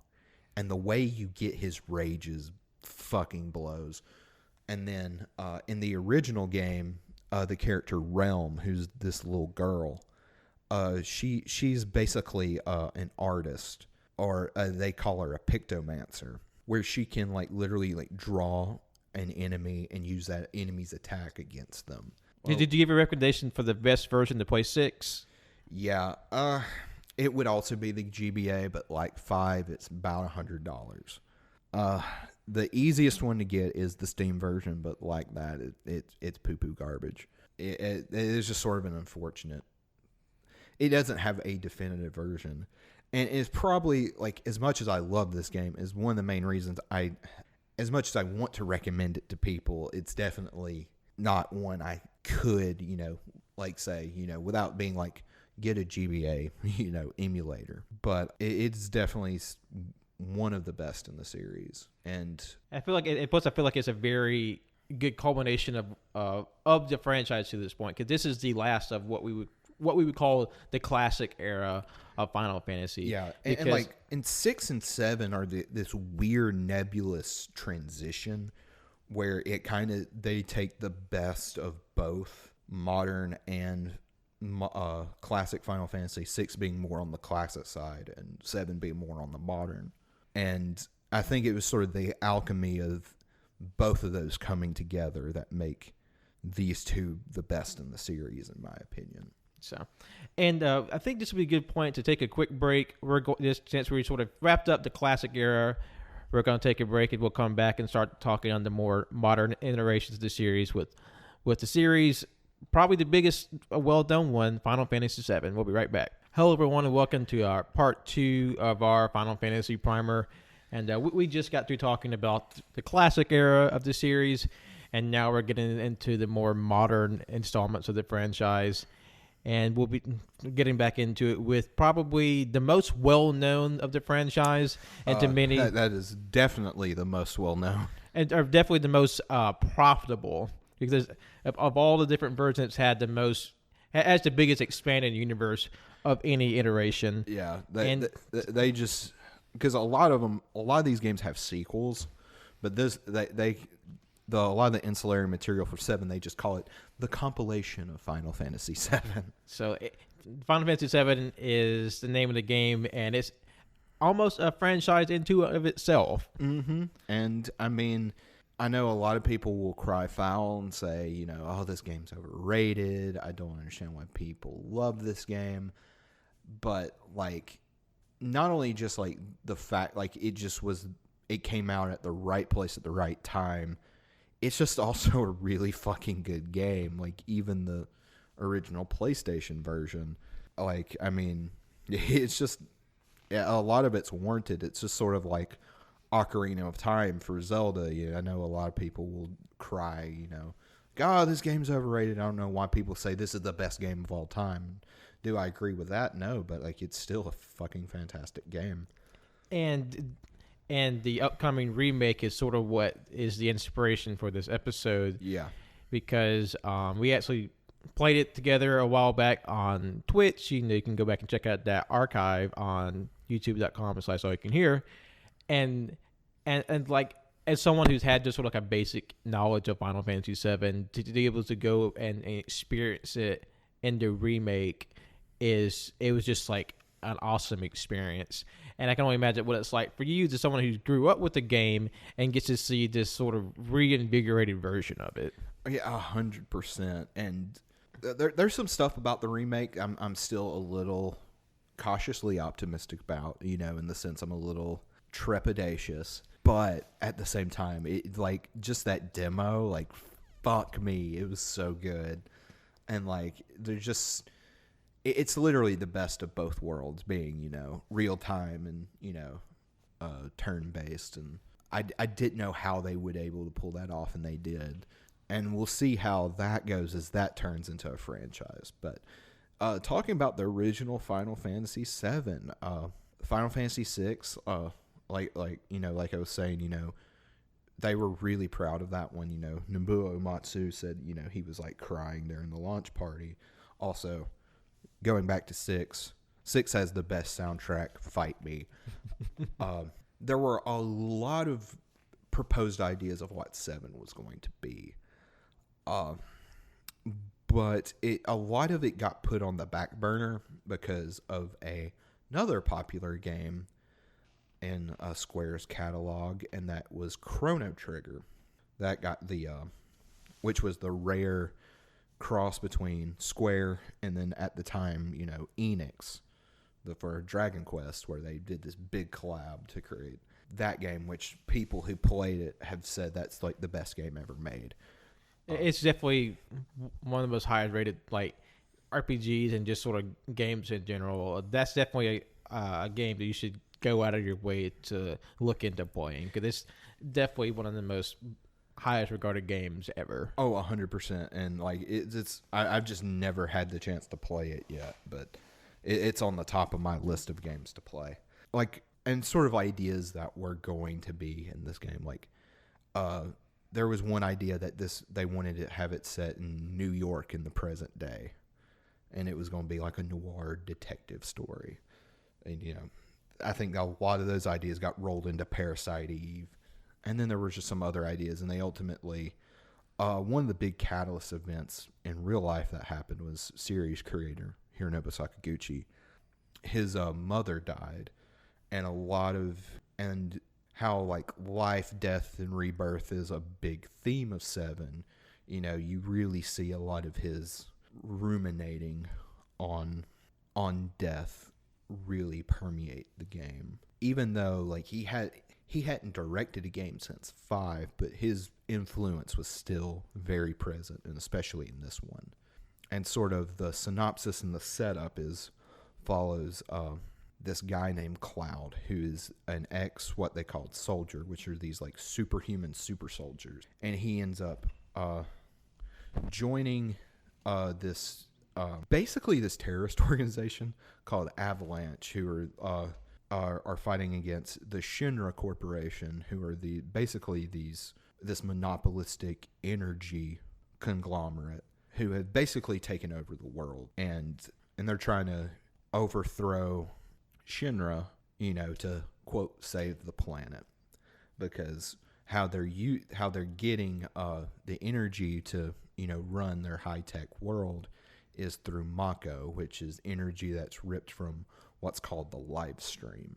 And the live stream is this very nebulous concept that's like, all like the soul of the planet and the soul of those who've died and have yet to be born, that sort of thing. And if already this game is probably very what's the term, applicable to our time, as global warming is a very imminent threat. It is funny sort of how with the original Final Fantasy VII came out at the right place at the right time, and sort of like, I guess, accessibility and people to come on kind of latch onto. And whereas its sort of predecessor, the remake, is sort of coming out at an era where a lot of the sort of internal themes of the game is very resonant with our own sort of life. Yeah, 100%. And I've heard like a lot of people who were like alive and old enough to remember when 7 came out, and they were like, oh, like, I liked Shinra as villains, but they seemed like cartoonishly over the top, but now they just seem tame by comparison to real life. Yeah. As CEOs and rich people get more and more evil. And as Pat was saying, this is definitely the most popular game in the series. Like, and like I said earlier, a lot of that has to do with the game is just that good. It's not my favorite of the series, but it's up there. It's within the top 3. It just mostly just because of the characters and the theming and just the writing in general. Very similar to 6 in that regard. And this is even probably the game that has, I would argue, the worst translation of any of the games in the series, just because Square really wanted to do their translation in-house. And there's a lot of lines you can tell they are not, it's not translated by native English speakers. So, like, you'll be able to tell what is supposed to be said, but if you think about what the literal words that are on screen, it's like, wow, that does not make a lick of sense. But, like, this game also just, it was the first one they really marketed, which, there were always, like commercials and advertising for, especially for Final Fantasy VI over here. But there wasn't as big of a push as, say, Final Fantasy VII. It was literally everywhere. And this was also the first game that was introduced in the Europe region, because they didn't even get Final Fantasy 1. But only the North American countries got Final Fantasy 1, and 2 and 3, or our version of 2 and 3 when they came out. So just further cementing this as like a very like nostalgic, deeply rootedly connected game, because you have all the entire like continent. Dude, it's like never really got to play a Final Fantasy before, and this is their first one. And just imagine how closely they hold that. Never mind everybody in Japan, everybody in America, because it just definitely feels like a big turning point in this series as a whole. Because just not only with the themes or the things they touched on, but just also this is the first game in 3D. It's the first one for the PlayStation, and just sort of like a huge technological jump as well. 100%. And before, you were like, oh, y'all were talking about it being on Nintendo consoles. Well, one of the things they wanted to do with this game was, once they finally got down to writing it, was they wanted it in 3D, and they made a tech demo with characters from Final Fantasy VI as sort of what they were capable of. And then, but when Nintendo announced the N64, and N64 was going to be on cartridges instead of CD like the PlayStation, Square gave told Nintendo to fuck off, and they went to PlayStation. And that also leads to this game. I don't want to say more mature, because 6 definitely is dark and deals with very heavy things like very like existential issues and suicide, and even like teen pregnancy at one point. This game definitely has a sharper edge to it, a more mature edge that the earlier games didn't have. And a lot of that had to do with PlayStation's more lax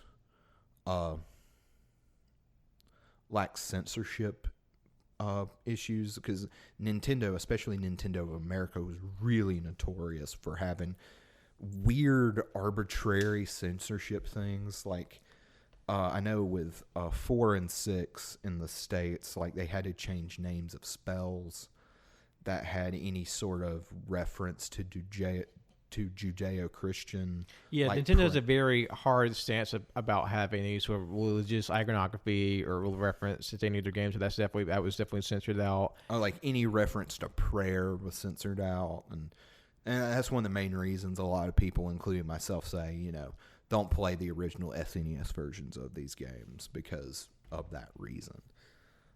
Which they've later fixed in subsequent re-releases. Like the other games, this is also uses active time. This game introduced the materia system, which is a really interesting concept. Unlike 6, with another thing I forgot to mention was Magicite. In that game, where you would attach the Magicite to a character, and it has specific spells on it. And then you level up that Magicite on that character, you learn specific spells. And that spell stays on that character. Materia kind of does the inverse of that, where it is the spells are on the materia, and you level up the materia itself. But once you take the materia off that character can't use that spell. So like if I put the fire materia on Cloud, he can cast fire.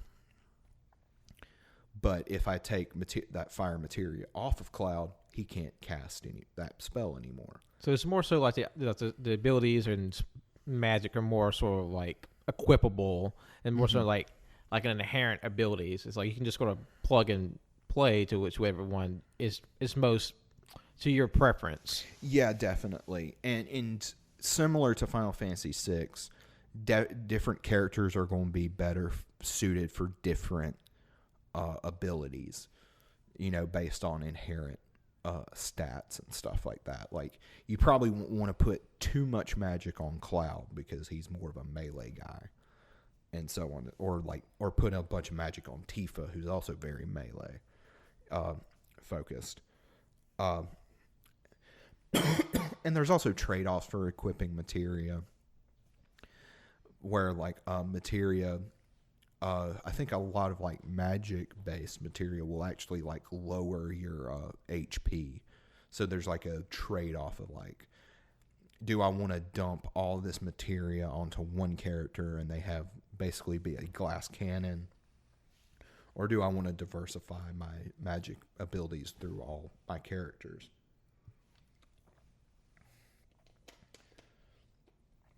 Excuse me. In materia, like Magicite, were basically crystallized versions of the summons in that game. This game is materia is crystallized version of Mako, or the life stream energy, and I would be remiss if not to mention Sephiroth, probably one of the best villains in the series. I keep hitting. Definitely one of the most iconic villains in the series. Oh yeah, 100%. Hold on one second. Okay, there we go. Sorry about that. Yeah, definitely one of the more iconic villains of the series. Just in its design alone, you just was I remember seeing him as a little kid and just be looks so fucking cool, and especially playing Kingdom Hearts, where he just wrecks your face, just being so fucking hard. And plus, they definitely do something interesting with sort of Sephiroth's, I guess, presentation over the course of the game. It's not to spoil, but he's definitely has a different approach to how his methodology and sort of his presence in the game is felt from the beginning to the end. Definitely. And one thing that a lot of players will probably be surprised at when they play this game is he's not physically in the game all that much, but just his presence and impact is just so monumental. It's definitely a very calculated effort to sort of to give him that sort of presence and just sense of danger, because there's definitely a few moments in the course of 7 where you don't see him, you just see the effects of what he's done, and it's extremely impactful. Yeah, especially his introduction. And there's one scene early on in the game or it's just one sequence where you have to get to this cave, but you're blocked by this giant snake that will chase you down, and it's it will wreck you. At your current level, you are not equipped to fight this thing. It would essentially be a hopeless fight if you get caught by it. 100%. You have to have a very specific setup, and you have to grind. In order to pass it, you have to get a chocobo to ride, because the chocobo is the only thing that's faster than it. And so you get across to the other side, and you see where Sephiroth has been, and he has just impaled one of those snakes on a fucking tree. And it just really brings into view how powerful he is, and how far you have to go yourself in order to get to his level.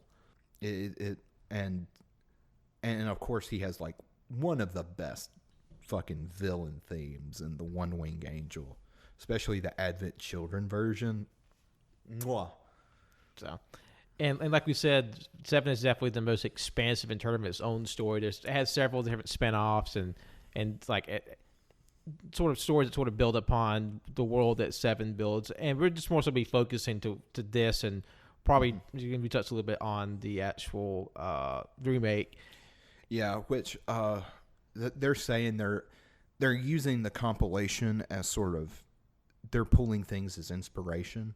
And even from the demo, I can see where they pulled from it, but they're not directly adapting any of the compilation. And there's going to be some of the stuff they're going to just ignore from it. Basically taking like the strongest bits from all sort of the ancillary versions of 7 and sort of combining that in this like most pristine form. Exactly. And as far as like my opinion on the compilation, like there's parts of it I like, but most of it is garbage. Like Advent Children sucks. Dirge of Cerberus is fucking awful.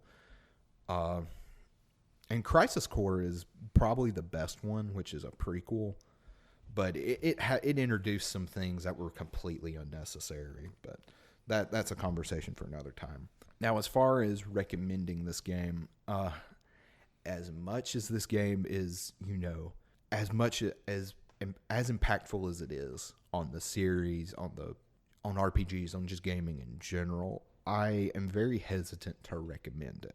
Mostly because, unlike the previous games in the series, which there is at least one version that has a better translation or a fantastic one, this one doesn't. It's still the PlayStation 1 version, which in English at least, the translation is very weak. And in that, you lose a lot of the nuance that was supposed to be there. And also, too, the remake is on the horizon. And I'm very good faith that the remake is going to be good, at least the first part of the remake. So I would definitely hold off, wait, probably like look at reviews, just see what the consensus is about the 7 remake, and go with that. And definitely, if the demo is still available, I would recommend trying that, just sort of to get a feel for the combat and sort of like the sort of expanded world of the game. Mm-hmm. And plus, it like we said, it's like a gorgeous game. A gorgeous. It's fucking beautiful. And as far as I know, the demo's still up. So I feel like that of all the games we talked about so far, we definitely have like the most modern version of Final Fantasy accessible right now, and I feel like that's a nice little bridge, sort of, see what the modern, I guess the mid modern and the classic is. It just all in once. Yeah, and like I said, there are some things I'm a little apprehensive about. Like they're showing Sephiroth a lot earlier, which I'm not super thrilled about. Because, like, in the original game, like I said, he's not in the game often, but when he is, it's very impactful. But, like, I don't know how they're going to use him in the remake. It actually might work better. And also, because, like, the things with trailers, they can always be deliberately made in the way to sort of hype expectations, but also not give everything about what's actually in the game. Yeah. And I know a lot of, like, reviewers or, like, media people got a longer demo that I even showed parts of like later on in the game, and they were just singing its praises. So I'm very hyped for it, and hope it's as good as, say, like the recent Resident Evil remakes, which I'm playing Resident Evil 2 right now. Amazing, if not hard as fucking balls. God damn it. And which leads to Final Fantasy VIII, which is the first very divisive game in this series. After 7 was just this fucking smash hit, they went ahead and, started getting work on 8. And this project was led by Yoshinori Katase, who is Sakaguchi kind of brought him up as his protege.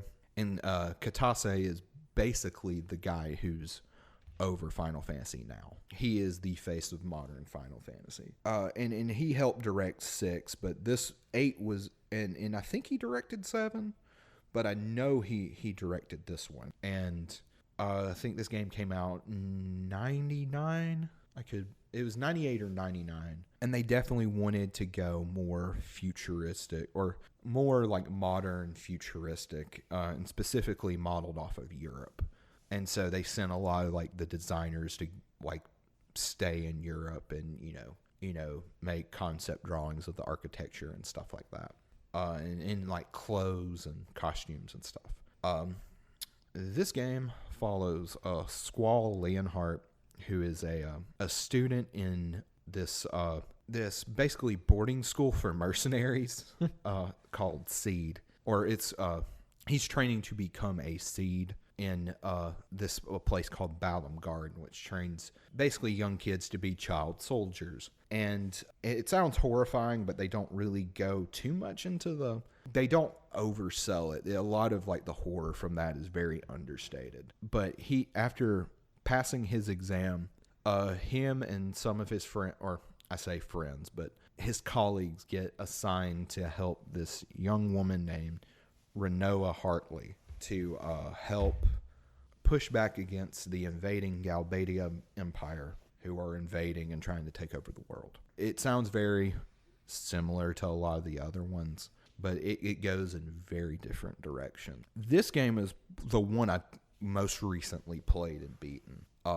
And it is, like I said, it's very divisive in the fandom. People either really love it or really fucking hate it. There's no in between. And I tend to lean more into the like it. It's definitely not my favorite. It has very major issues, but I know one of the chief things that people took umbrage with in the A is the battle system, because we talked about how they always try to change up how the game is played from iteration to iteration. And while I definitely don't blame them for wanting to try something new, their sort of intent doesn't actually maybe always work out the way they want. Because while it is innovative and different, but different doesn't always mean like better, fun, or I guess like very like intuitive. It's definitely a very different take on battle system in the series. Yeah, and it's a shame too, because I really like the concept. Because basically, in this version, the summons of this game, the Guardian Forces, the characters attach the Guardian Forces to themselves, and then they can what they call junction magic to their stats. And basically, there's like a term in game design for like vertical leveling or horizontal leveling. And vertical leveling is very like traditional forms of leveling, where it's like at this level, once you level up, you get this much, these stats increase type of thing. Whereas horizontal is more based on equipment and things like that. And this is definitely a more horizontal way of leveling, because you junction magic to your stats to increase it.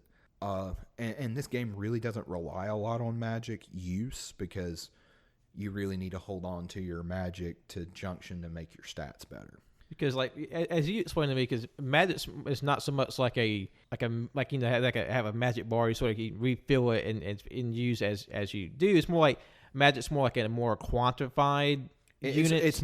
It's basically like an item. So like I have 100 fires. I can cast, use one fire to cast it, sort of thing. Which I know like a lot of people who really like magic builds of their characters are probably going to be turned off by it. But I really like that in theory. What makes this fucking battle system the worst is the drawing. Because in order to get magic spells, you have to fucking draw them. Usually from enemies or from like set points on the map where you can draw them. And the problem is in order to really get the full effect of a certain spell, you really need 100 of that spell, which that sounds like a lot, and that's because it is. And so you have to draw from enemies, and the amount of that spell you draw is randomized. So I can draw like 9 fires from an enemy one turn, and then the next turn it can either fail or it can only draw 1 or 2. And when you and it just makes it really freaking grindy. Because you're essentially like grinding and farming during a battle to get like something that would be fairly necessary part of any other battle system. And then on top of that, you're using that for your turn, so enemies are still attacking you. So you're still having to deal with that. So you're making no offensive progress in the battle, and so you're still taking all this damage from the enemy. So you have to like essentially sacrifice an action to sort of gain something. Whereas you kind of have to monopolize. I guess not monopolize. You have to like really choose who fights and who farms over the course of the battle, and that's a weird sort of a split in it, and like needs that's like it just seems unnecessary because like every single battle kind of turns into like this dual operation. Yeah, and I say you need like 100 of each spell, but you need one for all the characters in your party, so you need at least 3.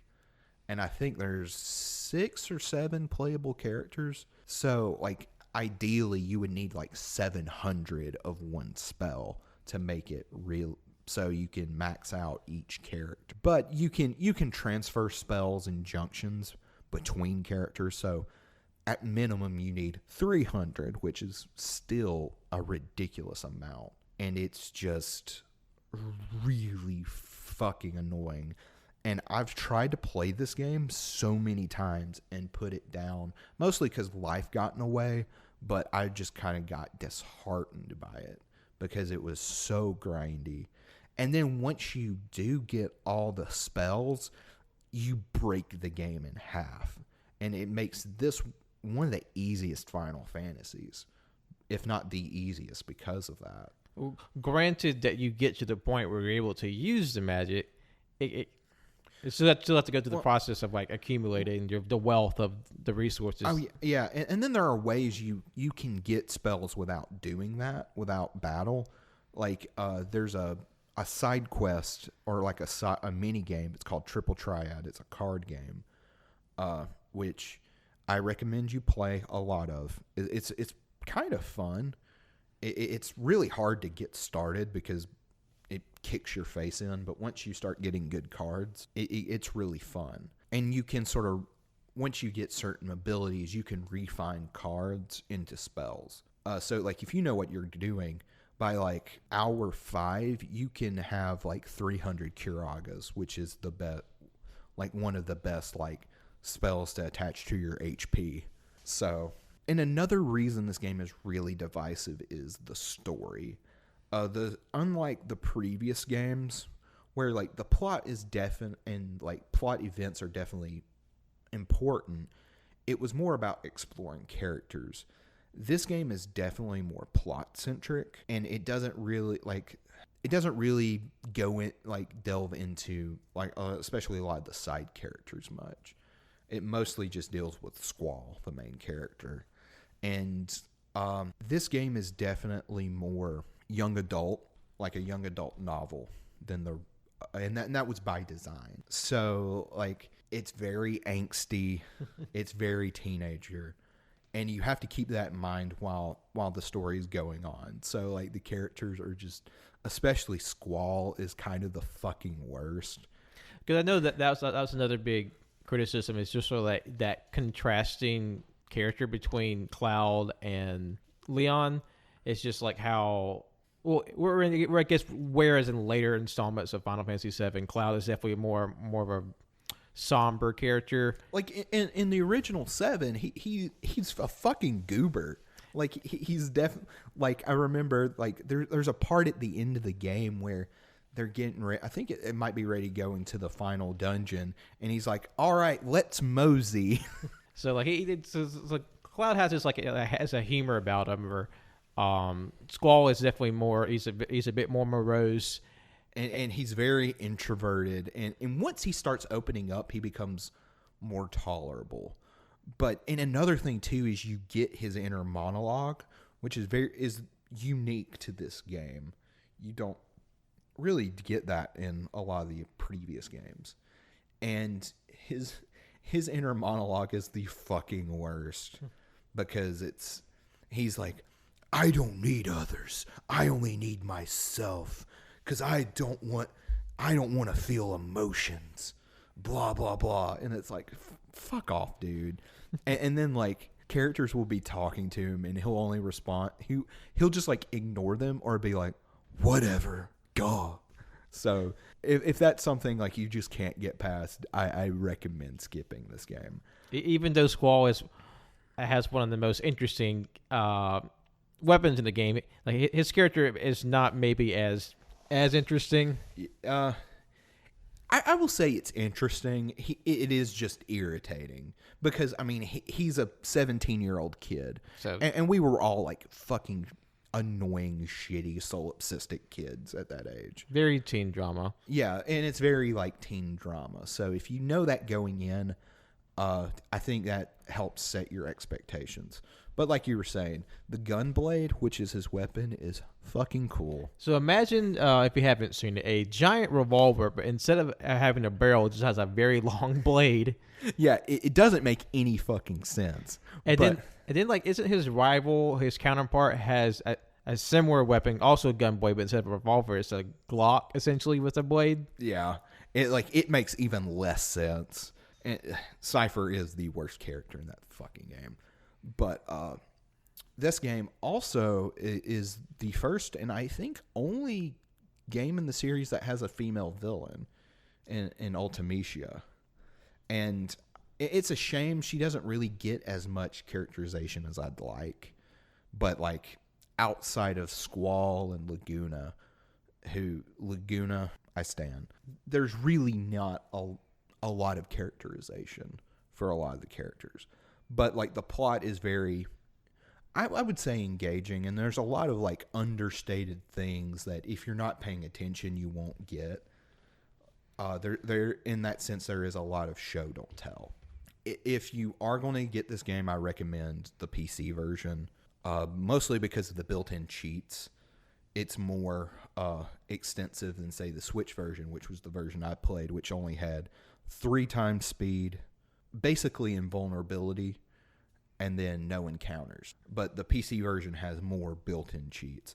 And that 3 times speed function, holy shit, it is a lifesaver. It makes drawing so much more bearable. And then, but I mean, since you're breaking the game already, you might as well put on invincibility cheats, because at this point you're only playing it for the story. And because of that, I don't recommend this game for first time. It's like, while it definitely is emblematic of modern Final Fantasy, there's just a lot of things about this game that just doesn't work. So I could definitely see how there's definitely like a lot of things in terms of like mechanics and sort of maybe even the story that might be too steep of a hill to climb for brand new players. Yeah, there are definitely some large barriers of entry for this one. So I would definitely follow his lead and like come back to 8 once you sort of have had your experience with a few other forays in the series first. Yeah, and even then, I would probably just recommend watching like a walkthrough on YouTube, honestly. And that way you won't like actually have to fucking play it. So, because like as with all these games, they all have their own idiosyncrasies, and who you are as a person and your play style and your patience factors heavily into everything, especially to something as varied as Final Fantasy. Yeah, and definitely, and this is something we'll get into in the next game, but this game is also, without that 3 times speed, it is kind of a slow game anyway. 7 and the previous games are pretty like dynamic and fast, whereas I don't know, like the combat in 8 is lethargic. Not as bad as the next game we're going to get to, which is 9, but it is still noticeable. Which then leads us to 9, which this was the last game that Hironobu Sakaguchi really worked on. And with this game, he wanted to create basically, once again, the Final Fantasy as he saw it. And this was going to be a game that homaged every game in the series thus far. And originally it was just going to be a spinoff, but then it sort of got rolled into a numbered title. And this game, in the mainstream, is definitely overlooked. And a lot of that has to do is, out of the PlayStation games, it did not sell well, comparatively, because it came out like a couple months after the PS2 was released. So, like, I mean, it's already on an old console and things like that. And it is definitely more reminiscent of classic Final Fantasy. It is more fantasy driven. It has a more self-serious, lighthearted tone. But, I mean, it still has its own convoluted bullshit. But this game follows initially this theater troupe named Tantalus, mainly the character of Zidane, who's the main character. And they're putting on this play for this kingdom of Queen Bronze, and they plan on capturing the princess for ransom. But in a twist, the princess actually wants to be captured, Princess Garnet, and then through like various twists and turns, other characters get entangled, and then we have this long 4-disc sprawling adventure. Because that's something that I thought was interesting going back, looking at this sort of the PlayStation era of the Final Fantasy series, is how like you have these multi-disc games. 'Cause I remember someone bringing 8 to school, and I was just being like blown away because it has a stick case of 4 discs in it, and it's unheard of nowadays. But back then, the game was just so expansive that that's the only way you could get your story across, was just over multiple discs. Yeah, and like the PlayStation CD-ROMs were like cheap to produce, so it wasn't like putting a game on multiple cartridges, which were much more expensive to produce, and that's why Square went away from Nintendo. But Final Fantasy IX, while it definitely didn't get the mainstream attention as, say, 7 or 8, and even now it doesn't get a lot of the mainstream attention, for a lot of series fans, they really stand this game. And it is and a lot of people's favorites. It's definitely, of the PlayStation era and probably of the modern era, it's one of the more underrated entries in the series. Yeah, and by fans, it's really highly regarded. As far as my personal opinion, it didn't hit me like it did a lot of people. The story kind of meanders, in my opinion, and then the ending is really convoluted, and you need the Ultimania to actually understand the plot. Like it gets, like, even for Final Fantasy standards, gets stupid convoluted. But that being said, it's still a fun game. I definitely do think it's another contrasting sequel, because the last two, with like 7 and 8, or it's obviously called Final Fantasy, that have these sort of magical elements to it. The last two have sort of steered more towards like a more science fiction sort of flair and story, and with 9 being just like a harken back to the old days of the franchise, like the Super Nintendo and the Nintendo era. It's definitely a more, like, obviously on the surface, a fantasy story. Yeah, 100%. And this game was, and I'm just going to be upfront, I also don't recommend this as a first. Mostly because it is a celebration of Final Fantasy up to that point, and there's a lot of, like, ultimately it's just little Easter eggs, but if you haven't played any of the games in the series, a lot of, like, jokes and puns won't really hit the same. So it's so definitely just sort of get the best for like all the references and all the little winks and nods. Definitely sort of get a feel for the series as a whole, and then approach this one. And I definitely will say this was probably definitely a more lighthearted than the last two. It definitely has its moments. It has its more like some fairly philosophical themes, like especially with the character of Vivi, who. I just want to give him a hug the entire game. This is like it was Vivi's a very cool, because like it has such this very like old style black mage with like the big wide brimmed hat, like the obscured face and glowing eyes. Kind of reminds me of like a Jawa. Yeah, but you know they can shoot fireballs. So it's an odd entry for sure, but it's definitely it's not without its charms. Oh no, it like even though like I'm a little more on the ambivalent side to it, I still appreciate the hell out of this game. And the people who say this is their favorite in the series, I understand why. I don't know. It just didn't hit me the same. And probably if I play it again, that would probably change.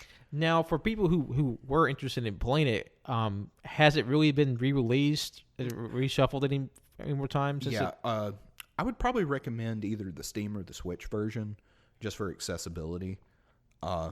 They've also kind of cleaned it up. Not so much like the translation, because this was actually like 8 had a good translation, but like they really went all out with 9, and it's actually properly localized. This game also has a very good villain in Kuja. Very gender fluid type character, which making them the villain may be problematic to some, but like he is a very strong character. Okay. And then we move to Final Fantasy X. And this is the first entry in the PlayStation 2 era, and probably one of the next series that I have like the most like connotation with. Yeah, because a lot, like what 7 was to the generation before us, 10 was our generation's Final Fantasy. It really hit home with a lot of people. And they'd spent, starting at like, I think they started working on 10 in like 99. And this game is the first to have fully voiced characters, which like Sakaguchi, who had mostly stuck to a business type of role at this point, because there was a lot of politics involved, and then there was the movie Spirits Within, which fucking bombed. But he was really against voice acting at first until he saw what the game would entail, and then he sort of came around on it. This is definitely more in line with like 8 stylistically, but I think it really refined on that formula. Yeah. Of what, at least with both story and then gameplay, which this is the first game since 3 that went strictly turn-based. But there's a lot more options to this, and it's one of the best combat systems of the series. Because like you have like on the side, you have you see the turn order even for the enemies.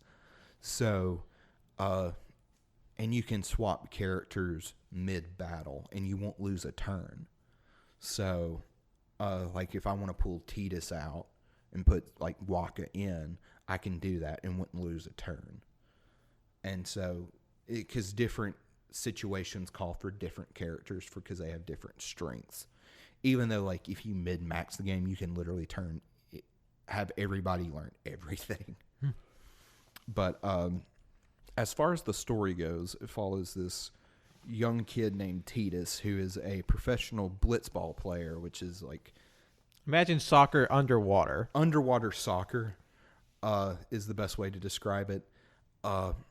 During a middle of a match he's having, this giant whale-like creature attacks his home city of Zanarkand, and he meets a family friend named Orin, who... as he ultimately learns, takes him 1,000 years into the future. And unlike, when you think of going into the future, you think like the Jetsons type of thing, where it's more futuristic.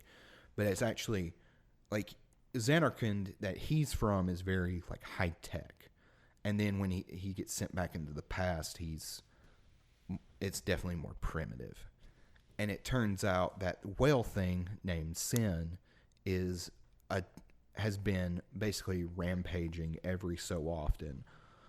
The only reprieve they get is when a chosen summoner goes on a pilgrimage to summon the final Aeon to calm Sin for like a couple years. But then Sin pops back up again, and they have to start it over. And this game is definitely a critique of organized religion in particular, and how it permeates and just affects, everyday society. And that makes this game definitely a little more mature in tone and very somber. Like if you were to look at the cover of this game, which is a very tropical inspired, very, very like vibrant, like lush, like energetic, like vibes you get from the game. But then it sort of does belie sort of the central story and themes and I guess the journey of the characters. Yeah, because it's ultimately like really dark, and even if you listen to the opening piano piece to the game To Xanarkand, it's this very melancholy piano ballad, and so Tidus ultimately helps this young summoner named Yuna to help her on her pilgrimage to summon the final Aeon and hopefully stop sin for, a couple of years. And this game definitely had the potential to be the very best in the series, but there's a little things, in my opinion, that kind of hamstring it in that regard. But that being said, it's one of the best games in the series. I just would say I have a lot of memories with 10, just sort of like even on the sidelines, just with my friends playing. 'Cause I remember them talking about watching them play, going over like the strategy guide, because there's so many just like in terms of like artistic choices and like character design that they're just so prominent to me. Just in terms of like the Aeons or the summons in this game are definitely like the probably the most like maybe not the iconic, but definitely like the most streamlined versions of all these characters like Shiva and Ifrit and these sort of like common reoccurring characters and probably in terms of character design, probably definitely the most what we call Final Fantasy, and just sort of like outrageous and sort of impracticality, very much set in a world of fantasy. With like to speak Lulu, whose dress is known for being comprised of almost entirely of belts. Yeah, because that's fucking Tetsuya Nomura's staple, his signature. Belts and zippers. So if you see a character with an excess of those two accessories, you know pretty well who designed it. Yeah, and especially with Kingdom Hearts, like he takes it to another level. Yeah, they just let him go there unchained, and he just decided to make whatever the hell he wanted. And which it may seem silly for someone on the outside, but that is part of the series' charm. It's just because like this is a fantasy world where normal rules of like taste and fashion don't necessarily apply, but like I said, it is part of the charm. You can't imagine Final Fantasy without it. Yeah, and even though this game, I would argue, doesn't really have a main villain like the previous games do, the closest person to that is Seymour, and Seymour, it looks fucking ridiculous. Because like he had like cause at this point in the series, we're very well into like the more like anime-esque design in terms of like hair, very spiky. But then like you have Seymour, a very like Western named villain. He has this weird flowing robe, but the biggest thing is his hair. He has this big blue hair, long in the back, but also have these long pronged and almost like antenna coming off to the side. It like I can't like we can't accurately describe it. Like just pause the podcast right now. Just go to Google, look up Seymour from Final Fantasy X, and you will just see just the level of ridiculous this is. And just as a sidebar, because Nomura is the artist for this sort of iteration of the series, have you ever seen his reimagining of DC superheroes? No, I haven't. They're a hoot, especially his reimagining of Batman. Look up Nomura's reinterpretation of Batman, because these are all like statues you can buy. He's done a few Marvel characters too, but his DC characters are spectacular. But Batman is a whole other level. Imagine like a human version of Bahamut, the dragon, and you get an idea of what Final Fantasy Batman looks like. It's a hoot. God, I love you, Nomura. Do not stop what you're doing. But yeah, like I said, this game is like vibrant and outrageous as sort of the world design is and the character design. It definitely provides a very much needed and interesting contrast with the actual story, which is definitely more somber, more melancholy. And also, Final Fantasy X was like the first to have like a direct sequel, and that's Final Fantasy X-2. Which, you want to talk about tone whiplash. Watch the intro to Final Fantasy X, and then watch the intro to Final Fantasy X-2. Oh my God. Like, because Final Fantasy X, it's a beautiful piano ballad that's very melancholy. Final Fantasy X-2 starts with this J-pop banger that... It's pretty much night and day to what its predecessor was, but as someone who and their friends like and hailed both of these games in circa 2003 middle school, there's just so much charm in it, as silly as it is. And I'm not lying when I say the song for X-2, Real Emotion, it's a banger. I would recommend.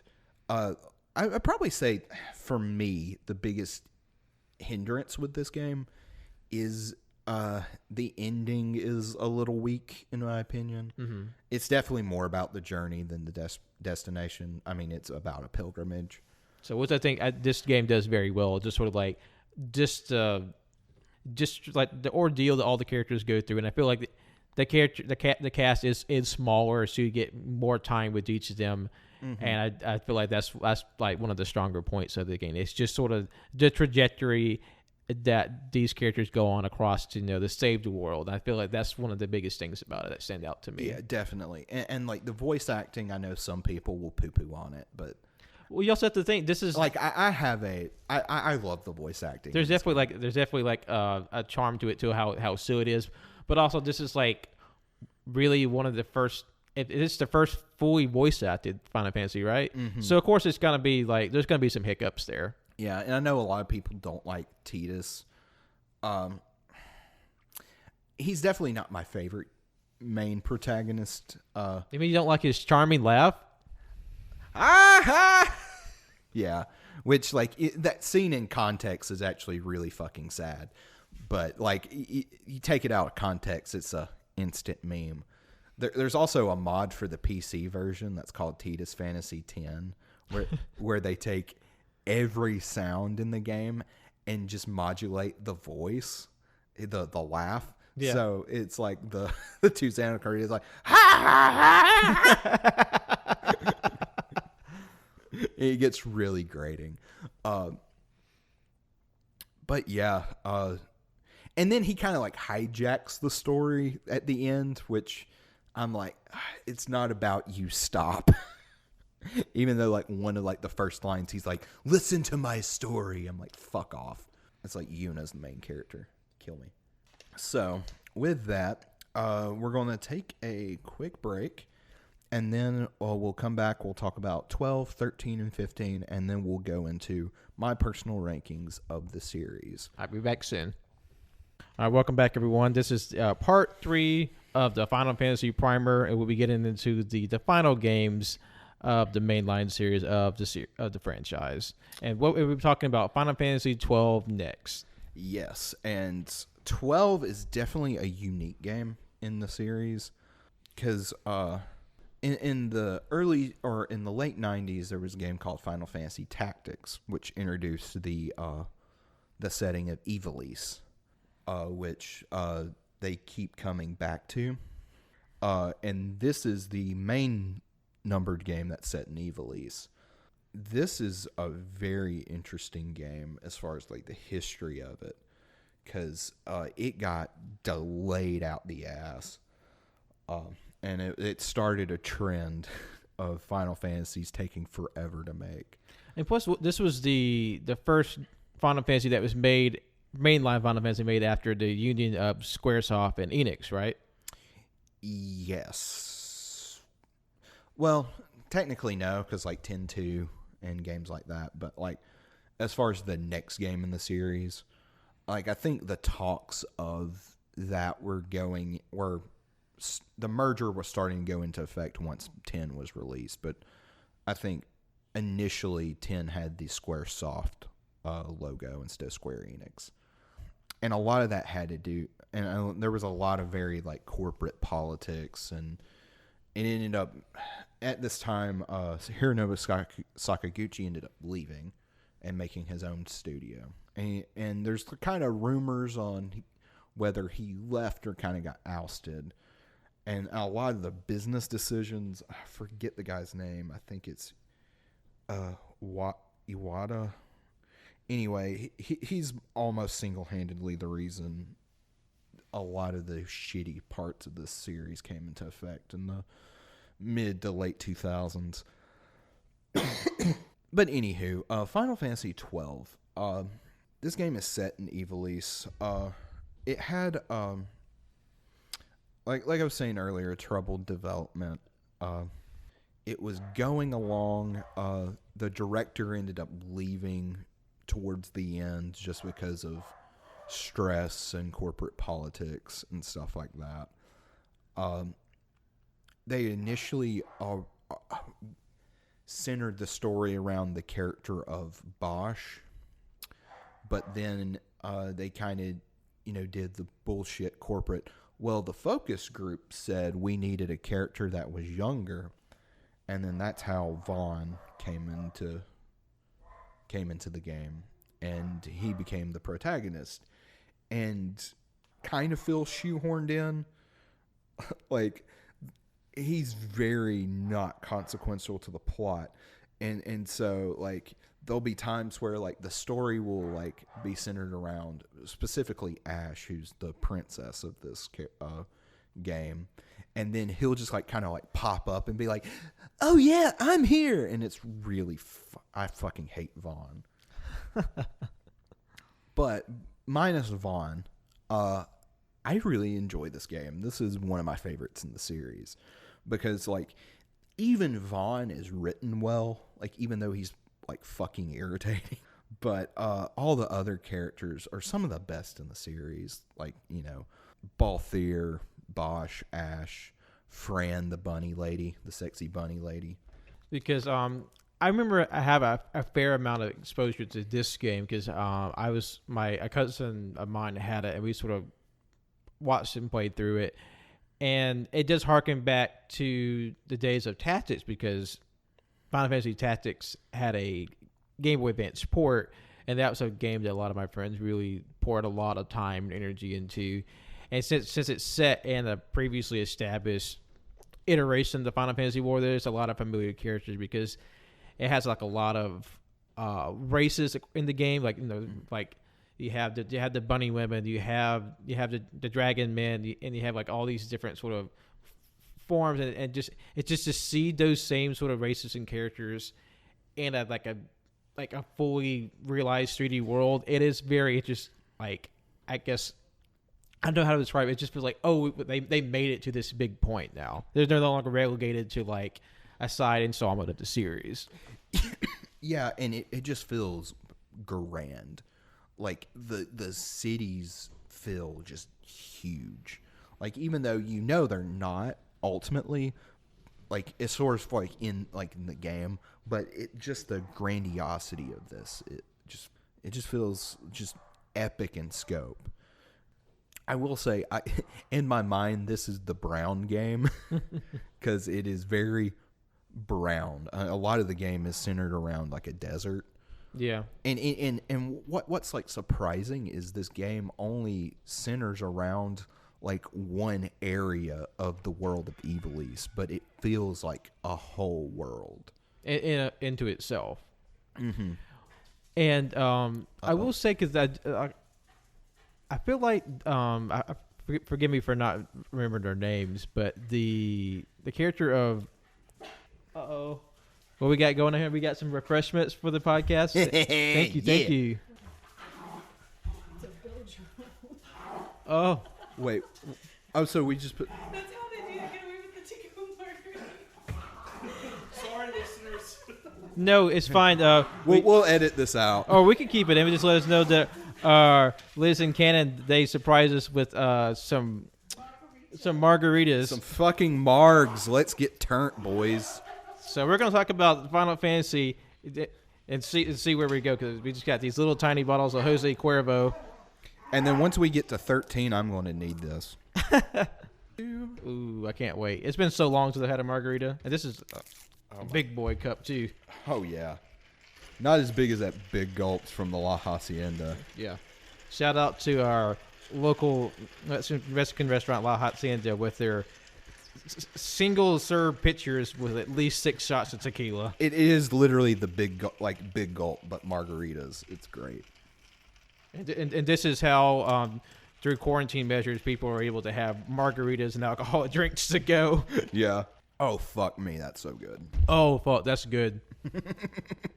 So we got some large margs and they're ready to get back to it. We about to get fucked. All right. So Final Fantasy 12.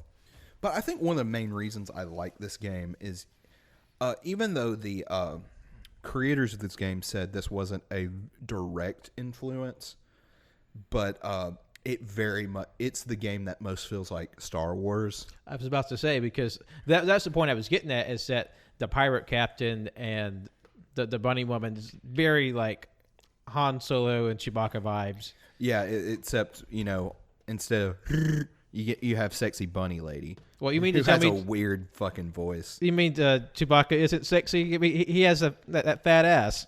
Well, Mala has that. Mala has the fat ass because we established in our canon that Chewbacca has no ass. Yes, that is very true. Just a flat back with a crack. That's hairy as shit. Anywho, but yeah, Balthier, he is definitely the Han Solo, and even though Vaughn, like I said, feels shoehorned in, he's definitely like the Luke Skywalker. Princess Ash is Leia, basically. Mm-hmm. Like, I mean, they're not 1-to-1, but there's enough there in their general archetypes that you can make these comparisons. And plus, they're flying around in an airship. They're fighting down this like evil armored villain. So like, there's a lot you can compare to. Yeah, but there's enough that differentiates it, that makes it its own thing, and it's.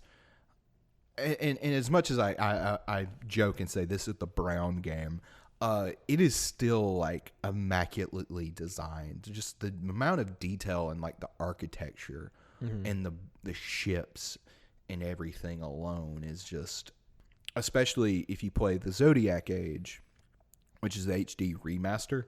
Oh my god, it looks fucking gorgeous. And like Final Fantasy 3, 6, and 9 before it, this was the last game on the PS2, and they pushed the limits. So you get the best of the hardware in this game. So you can see the full capability of what they can do in the installment at the end of every life cycle, which is always exciting to see. 100, like, just to show like how much power this game required. Like, the PS2 literally couldn't handle all of it. Like, if you were to play this game on a PS2 emulator, it like the PS2 version, it looks better than it does like if you put a physical disc, because the hardware of the PS2 could not handle just the amount of power that game required. This game, like previous games, decided to go in a very different system. This game kind of plays like a single-player MMO. I was about to say, because there's definitely a very big change with the combat again, and it is, people have compared it to an MMO. Mm-hmm. And ever since 10, there's a very progression you see towards real time, where I think with the Final Fantasy VII Remake, they finally perfected it. But with here, like, the gameplay is like fun. You only play as one character at a time, but which, kind of sounds boring, compared to previous games where you have control of all the characters. However, you do have a lot that goes into each character. You can set up what are called gambits, and the gambit system is, it's beautiful. It basically allows you to customize the AI of your party members.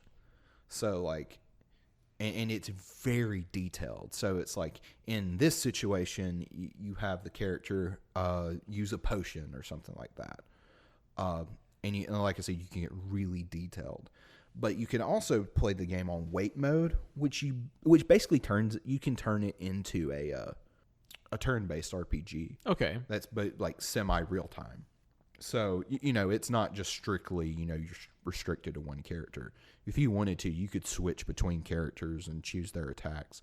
It would just really slow down the game.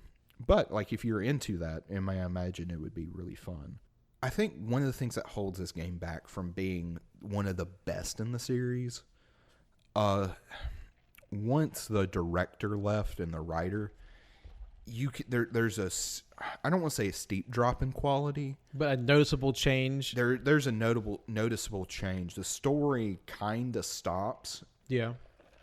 Like it has a satisfying ending, but it definitely kind of does just end as opposed to like building to this super epic climax that could have been.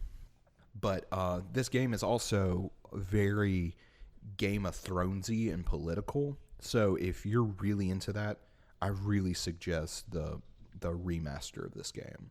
Because it was recently released for the Switch, correct?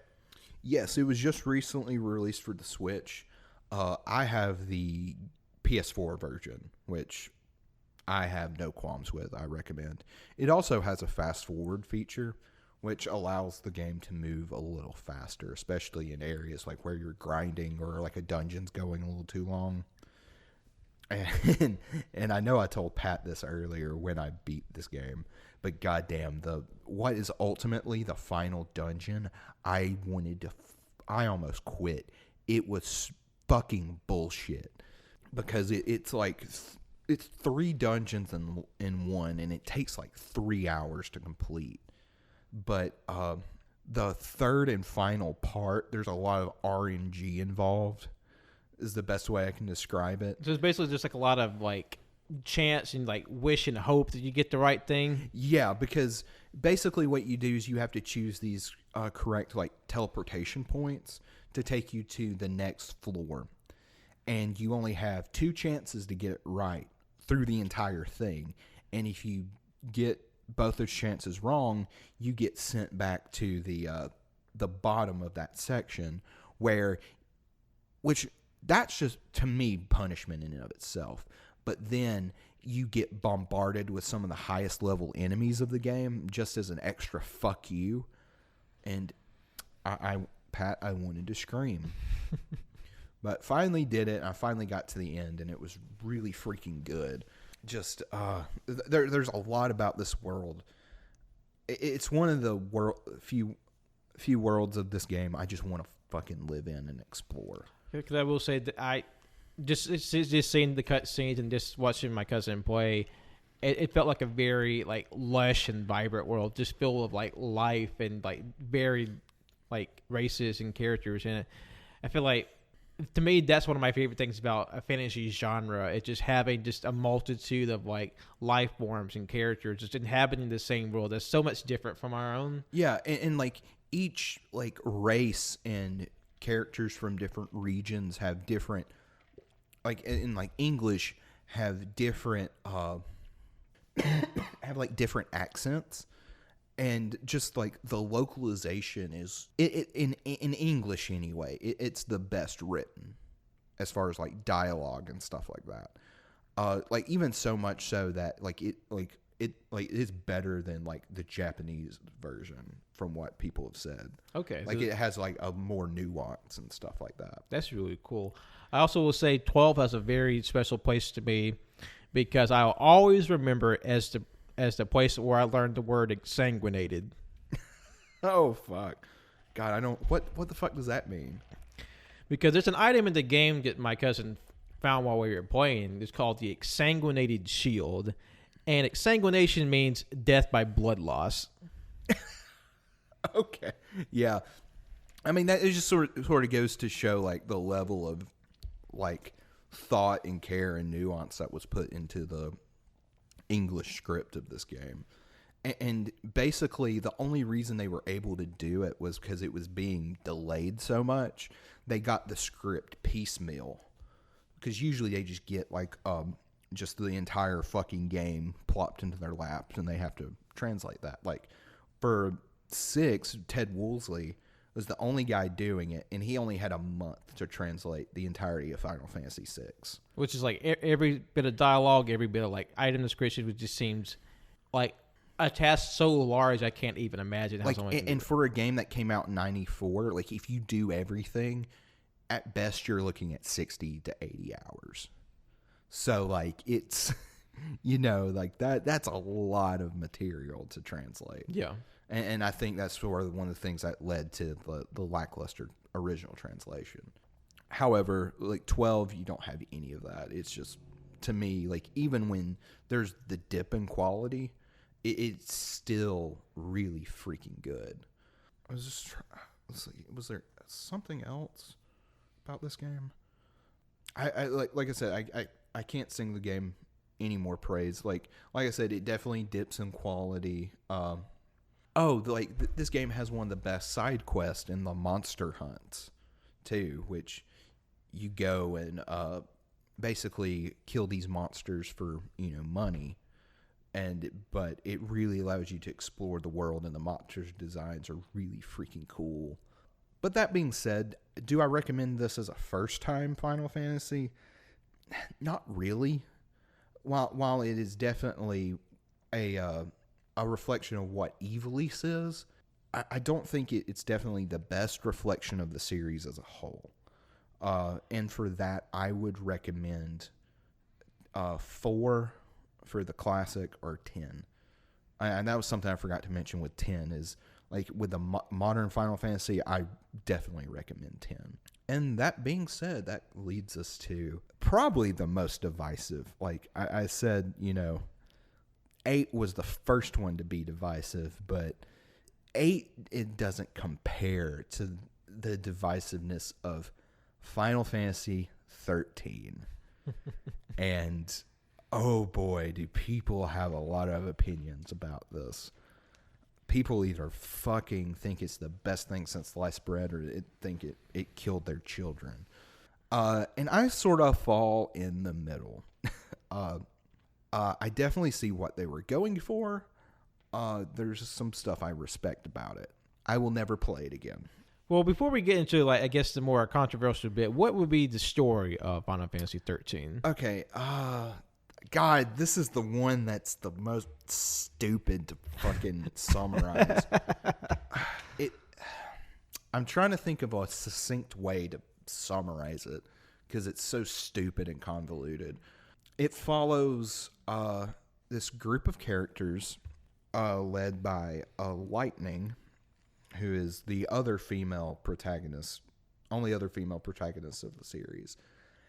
And they basically get branded by these gods of the series of the game as sort of these servants, where they have to fulfill what's called their focus, which is their predetermined destiny, but they don't know what it is. So if they don't fulfill their focus, they turn into monsters. If they do, they turn into crystallized statues. So either way, they're fucked. It doesn't sound like a great way to live. No, neither way, it fucking sucks. And like I said, that's the most succinct way I can put it. But this is probably the most convoluted out of the stories. And so much so that, like, you have to read an extensive data log, which is basically an encyclopedia, just to understand what's going on. Because the game will give, like, a bunch of, like, material that you can go through. It's like other games is sort of like just like world filling to give you like the extra flavor. Yeah. But definitely this game is like practically compulsory if you want to have like a coherent understanding of the story. Yeah. And that's a definite slight against this game.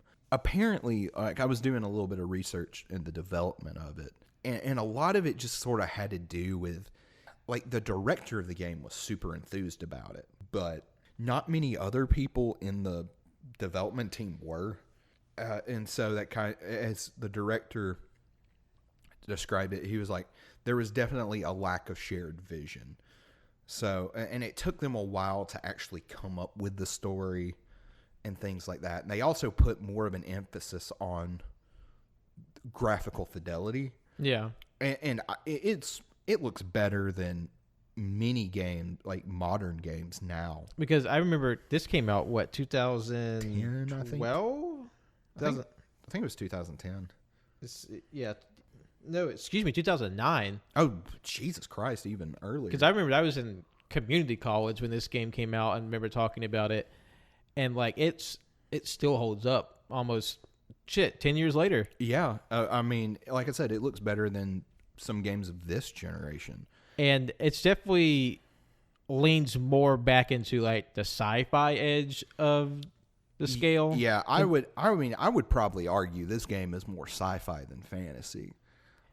It's the most sci-fi of the Final Fantasies, which that isn't necessarily the biggest problem for me. A lot of it kind of just has to do with writing. Because any sort of aesthetic, difference in taste, that's just sort of like a small thing. Because definitely something like It's very superficial. story cohesion and like character development, that's to me more integral to like my enjoyment of a story of a property. Yeah, 100%. It's just, and a lot of it just has to do with a lot of the character writing. When literally half of your playable cast is unfucking bearable, there's a problem. Because there are 6 playable characters, and only 3 of them are like the literal worst. And because you got Snow, who is basically that 21-year-old guy who hangs out at the high school. He's just like a fucking creep. But take a shot at how many times he says he's going to be the fucking hero at the beginning of the game. You will die, literally. And then that's just... And then there's Hope. Oh my God, Hope. I wanted to fucking strangle them. Is that Lightning's sister? No. That Hope is this little boy who he's just a little bitch baby the entire time. He's just whiny, irritating. There's like no redeemable qualities about him. And like at the beginning of the game, Snow tries to save his mom, Hope's mom, but ends up like losing grip of her and she falls to her death. But Hope, he sees it from afar and he thinks he let her go. But because we know what actually happened, like the entire time, like the audience is just like, oh my God, Hope, shut the fuck up. It's when dramatic irony goes wrong. Yeah, when dramatic irony goes wrong. I'm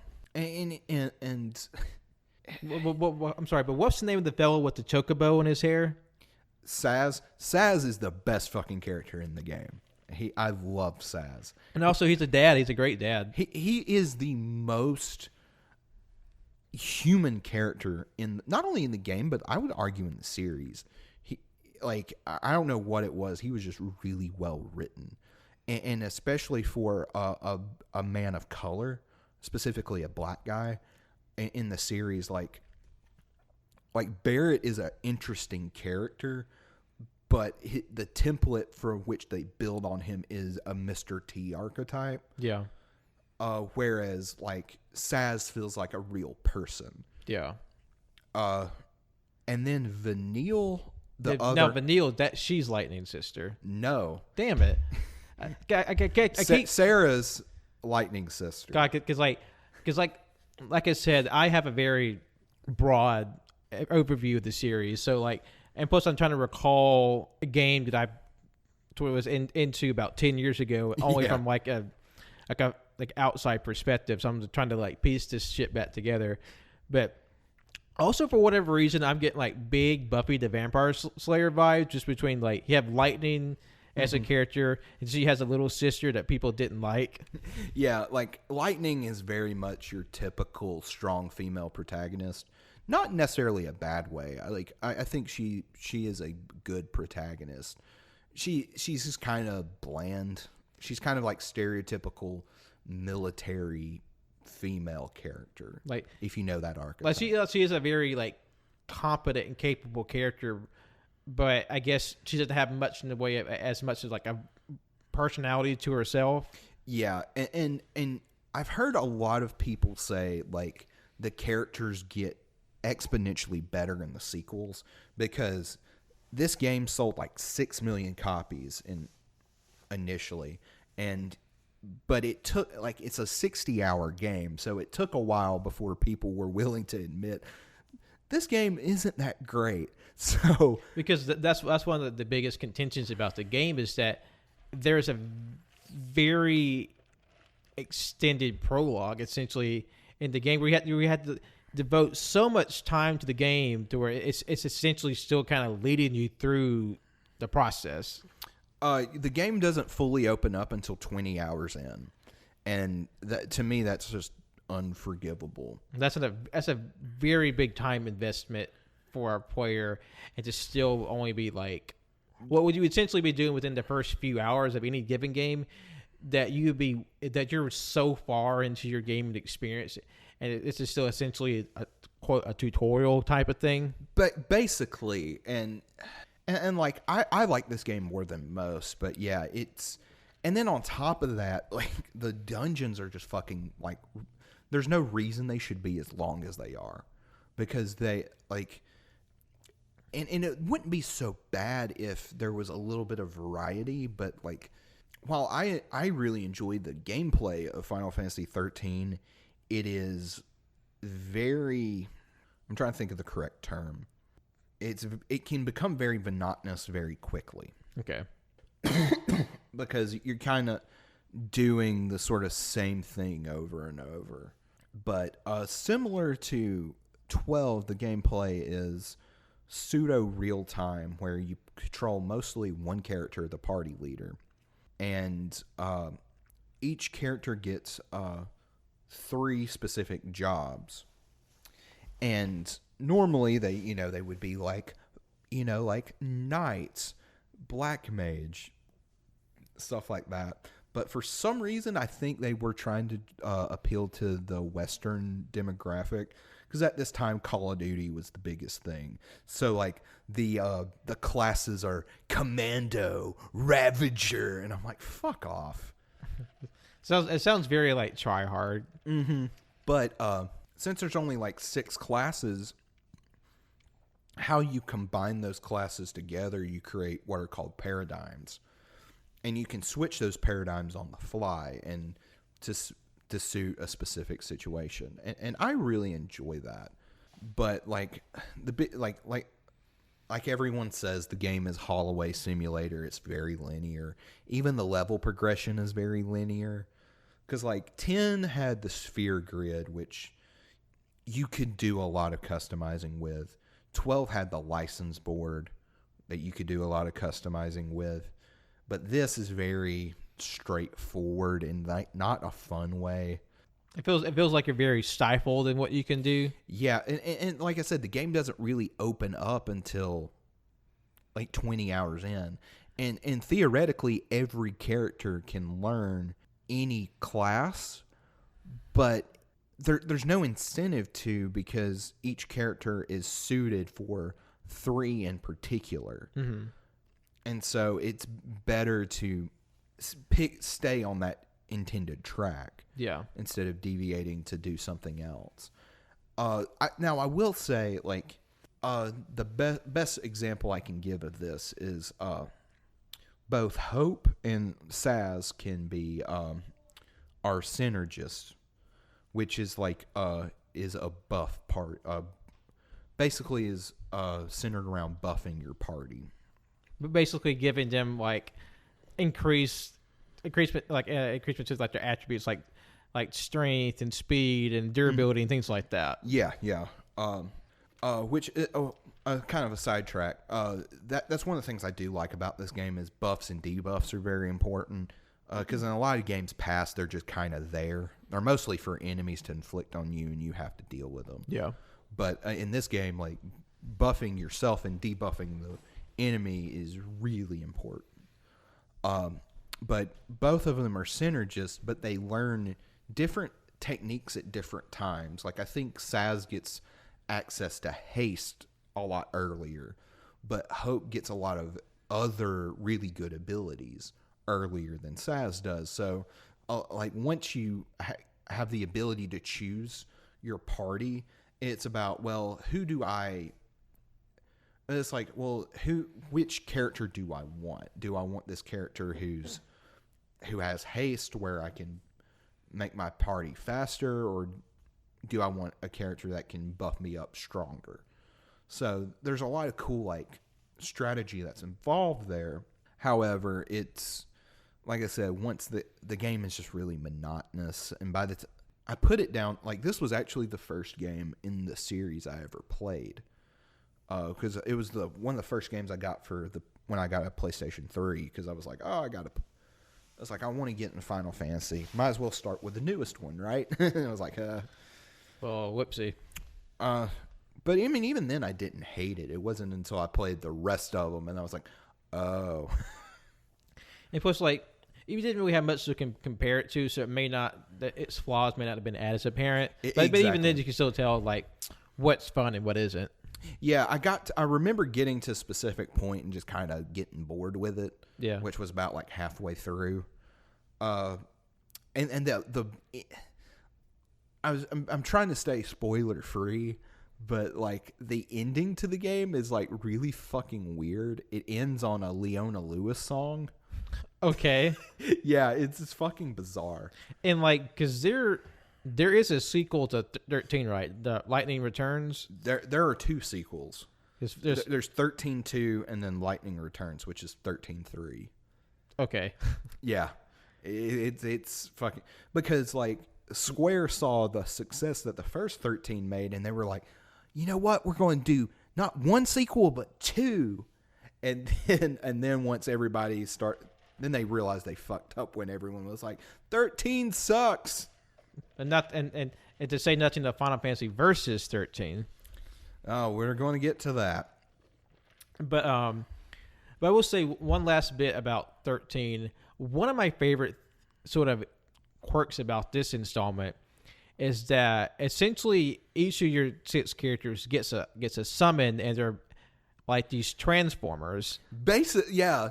Like they have like a vehicle form that your character rides on, and also like their manifest form, because like Lightning's is Odin, right? Mm-hmm. Yeah, and I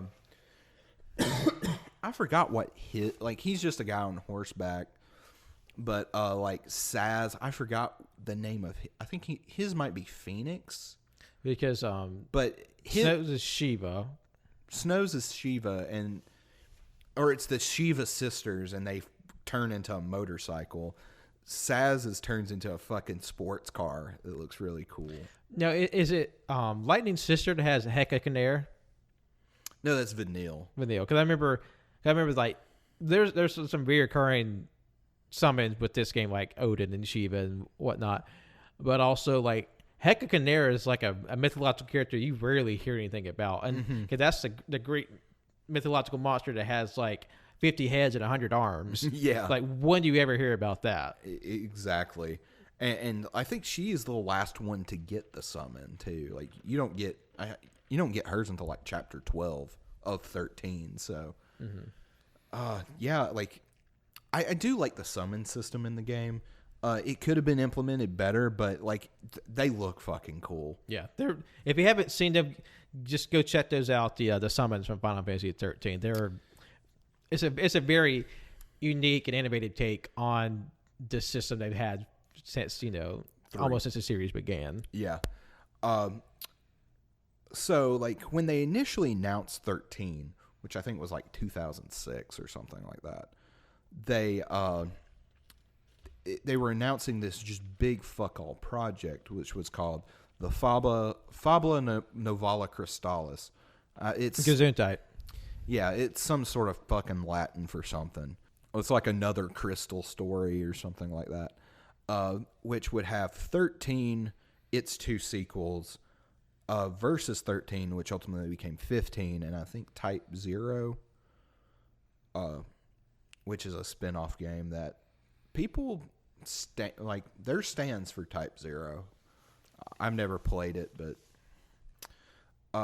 and Versus 13 was the other one that got introduced at the time, which was supposed to be Tetsuya Nomura's big baby, and it was Noctis was very emo, and there was a lot of, and it ultimately turned into FF15, which, if you don't know, was released in 2016. It was like 10 years. Like, the game wasn't being actively developed for that time. I think it was only being worked on for like 5. It's just a process of like starting one game, it sort of going through this process, dropped and picked up, changing hands, changing iterations. So like, and it changed like directors, because originally it was supposed to be Tetsuya Nomura. Yeah. But then the story goes, he saw Les Miserables, and he walks into the executive's office, and he's like, guys, listen, what if we make this game a musical? And they were like, no, you're gone. Go away. He's like, but no, like, imagine the Atlantic sections from Kingdom Hearts 2, but an entire game. No, go away. Fuck off. Like, it is funny how much of a hard-on he had to do a musical-based game. And how everybody was just emphatically, no, we're not doing that. Yeah, supposedly, allegedly. That's the story that goes around. We'll never know for sure until somebody comes out and says, but that's like the narrative that's been propagated this whole time. Yeah. And I think, but like, he's now directing the remake of 7, so I guess he's redeemed himself in the eyes of the execs.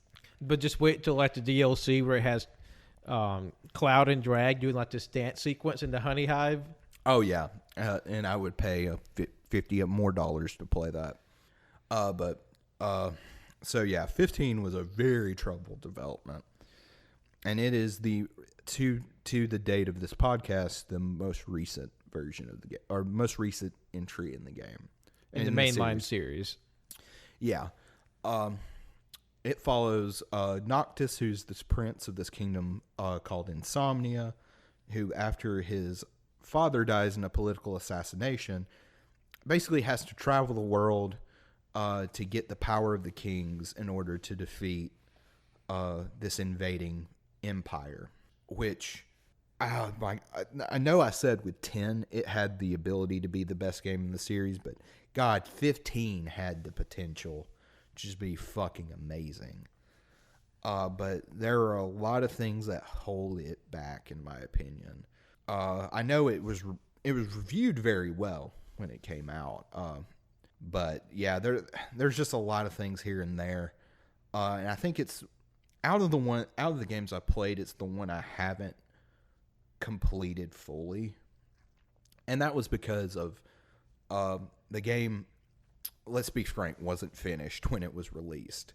So there was a bunch of DLC and added story content that was added later. So I was like, fuck it, I'll wait till they get done with that before picking it back up. Because from the story side, the biggest issue I have with 15 is it's, the criticism, all setup, no payoff. This game is all payoff with no setup. Okay. So, there's these big climactic moments of the game that I'm watching and I'm like, if this was properly set up, this would be fucking impactful. But it's just not, because like you said, it was sort of giving you like incomplete. So like, I feel like they had like these big like tent poles pre-established. It just didn't work out how they got there. Yeah, and what really did it for me is there's a major character death about halfway through, and it was a character I was like really interested in getting to knowing, and then it is just killed, and I was like, well, if I knew this character, I would care, but I don't know this character really, and they did this. And I hope they really get away from this in future installments. But what they call is a media mix approach, where not only did they release the game, they released a full CGI movie, Kingsglaive. Yes, I think I remember seeing that, or because there's a movie, like a CG like short There's also like an anime, like a traditional anime short. I think I've seen one of those. Yeah, the anime is okay. The animation's like pretty cheap, but it really sets up the main four to where they're at the beginning of the game. You don't need it, but It just gives you an extra bit of like context and information. yeah. Now I do recommend, if you're going to play this game, to watch the CGI movie. I pre-ordered the deluxe edition that came with it. I remember like everyone was like making a big deal because the king that ends up getting killed at the beginning of the end of the movie, but the beginning of the game, is voiced by Sean Bean in the movie. That's right. They had like some, because this is part of this era of video games where you have like the celebrity voice actors. The celebrity actor is actually in the game, so like I feel like that's part of that emerging trend in games. Yeah, and not to criticize Sean Bean too much. I just don't think he really had the time or the passion for it, because like the voice actor for that character in the game is phenomenal, but like in the movie he's just kind of he's going through the motions. It kind of feels like they were just like really just showing off that, hey, we got this big name actor to be in our game. Yeah, and I know like a big thing was that there was a lot of very obvious advertising in the game too, like the most infamously the cup noodle cup promotion, which I will stand that side quest. It's so fun because one of your buddies named Gladio, he's like, I really like cup noodles. Let's go get some cup noodles. Be sure to emphasize that we're getting cup noodles. Yeah. And then he's like, Noctis, I really like cup noodles. And then, of course, there was the Audi advertising. Yeah, there's a lot of real world product placement in this game. Yeah, which is fucking bizarre. Which this kind of leads into sort of the gameplay of the game, which was it was the first real time. It's a full blown action RPG. You are control like. Eventually, they did an update where you can switch between characters, but initially you could only control Noctis. But you do every attack manually and things like that. And as far as the combat goes, it's very fluid, and in that sense, it was really fun. And when the story wasn't really hooking me, the game was. And then on top of that, it was the first and fingers crossed only open world Final Fantasy. Because we talked earlier about how I feel like they're making some decisions in the production of this game to maybe endear it more to a Western audience. And I definitely feel like an open world sandbox like game has a bigger affection in the States than maybe so much so in the other parts of the world. And I feel definitely like that was a choice they made that help make it sell better to an American audience. At the same time, but the American audience who is playing Final Fantasy are wanting Japanese RPGs. So like, you're not really going to have that mass market appeal. So like, that dedicated audience is still going to play, and more often than not, they may not be the biggest fans of open world game, because like there is a lot of strengths that can come with open world games. There's also some detriments, like a lack of direction, or biggest thing, just a lack of content to build these big worlds. And this is sort of my, I'm not the biggest fan of Bethesda RPGs like Fallout and Elder Scrolls. And to me, and it's just because it feels like a vast ocean that's ankle deep. To me, the only open world game that had a wealth of content that was worth exploring was The Witcher 3. And, that's just probably the best game in the past decade. Yeah. So, and Witcher 3, this game is not.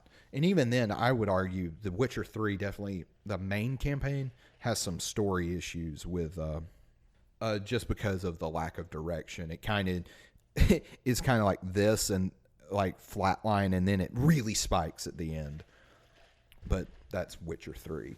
But Final Fantasy 15, but only like I'd say like half the game is open world, and then there's a moment where it is like, if you want to do exploring, you better go ahead and do it because this is a point of no return. And then it goes from literally you can do anything to just railroad. It puts you on the plot train and you can't err from it. No. And like there, which like I really wish they had the time and the resources to really make the entire game open world, because that would have been really freaking cool. Because there was a lot of like, especially the enemy empire. I wish you could really explore that, but sadly you can't. It's just sort of like railroaded from plot point to the end of the game. Yeah, because I will say there are a few things about the scale of the game I really do enjoy. Like I remember there was a bit where a player I was watching used a summon, and it was like amazing how I think it was like a lightning summon, like A Ramu. You picked up Noctis and just he shot a bolt of lightning to the ground that just literally incinerated like a mile wide area. It was like, holy shit. Yeah, the summons are epic as shit. The biggest issue I have with the summons though are, unlike previous games, the summons are random. So you can't control who you summon? No. It's all about where you're at on the map. Okay. So that's like, interesting. If annoying, but it's definitely different. Yeah, because like the Ramu one is really epic, but that's the one you'll see the most. Because you're he mostly shows up in grassland areas, which is most of the open world. So that's the one you're going to see the most. Like, you won't see Titan unless you're in sort of like a very deserty, rocky terrain, and there's only one section of the map that's that, so you're rarely there. Mm-hmm. But now, as far as like side content, there's a plethora to do. I think the side quests are some of the best side quest out there. I will say, cause there's like a diner you can go into. You can play like this little arcade game that I love the art style in this arcade game. Mm-hmm. I remember because this is very much reminiscent of like the Golden Saucer from back in the day. From 7. How you could just like invest a whole bunch of time in just like little bitty games. You just never mind that this is a world threatening plot to get to, but you can take all the time in the world to play this little game. Yeah, 100%. And one thing I like is the car you get, the regalia. You can each little town you go to, you can buy various tracks from previous Final Fantasies, so you can listen to your favorite Final Fantasy tunes as you're driving. And I don't know, I just really enjoy it. So when you're in your car with your other anime boyfriends, you can be like blasting like the Final Fantasy tunes. Oh yeah. And speaking of anime boyfriends, the selling point of this game is the bromance. God, they're like, these are I really love these characters, but what really sells it is just their love and affection for each other. They're just so ride or die. That's what you want. You want your bros to be ride or die. I feel like that was a really good thing. It was able, as many hits and misses as 15 has, and I've heard, the most consistent thing has just been the relationship between the main four. Mm-hmm. It's so endearing.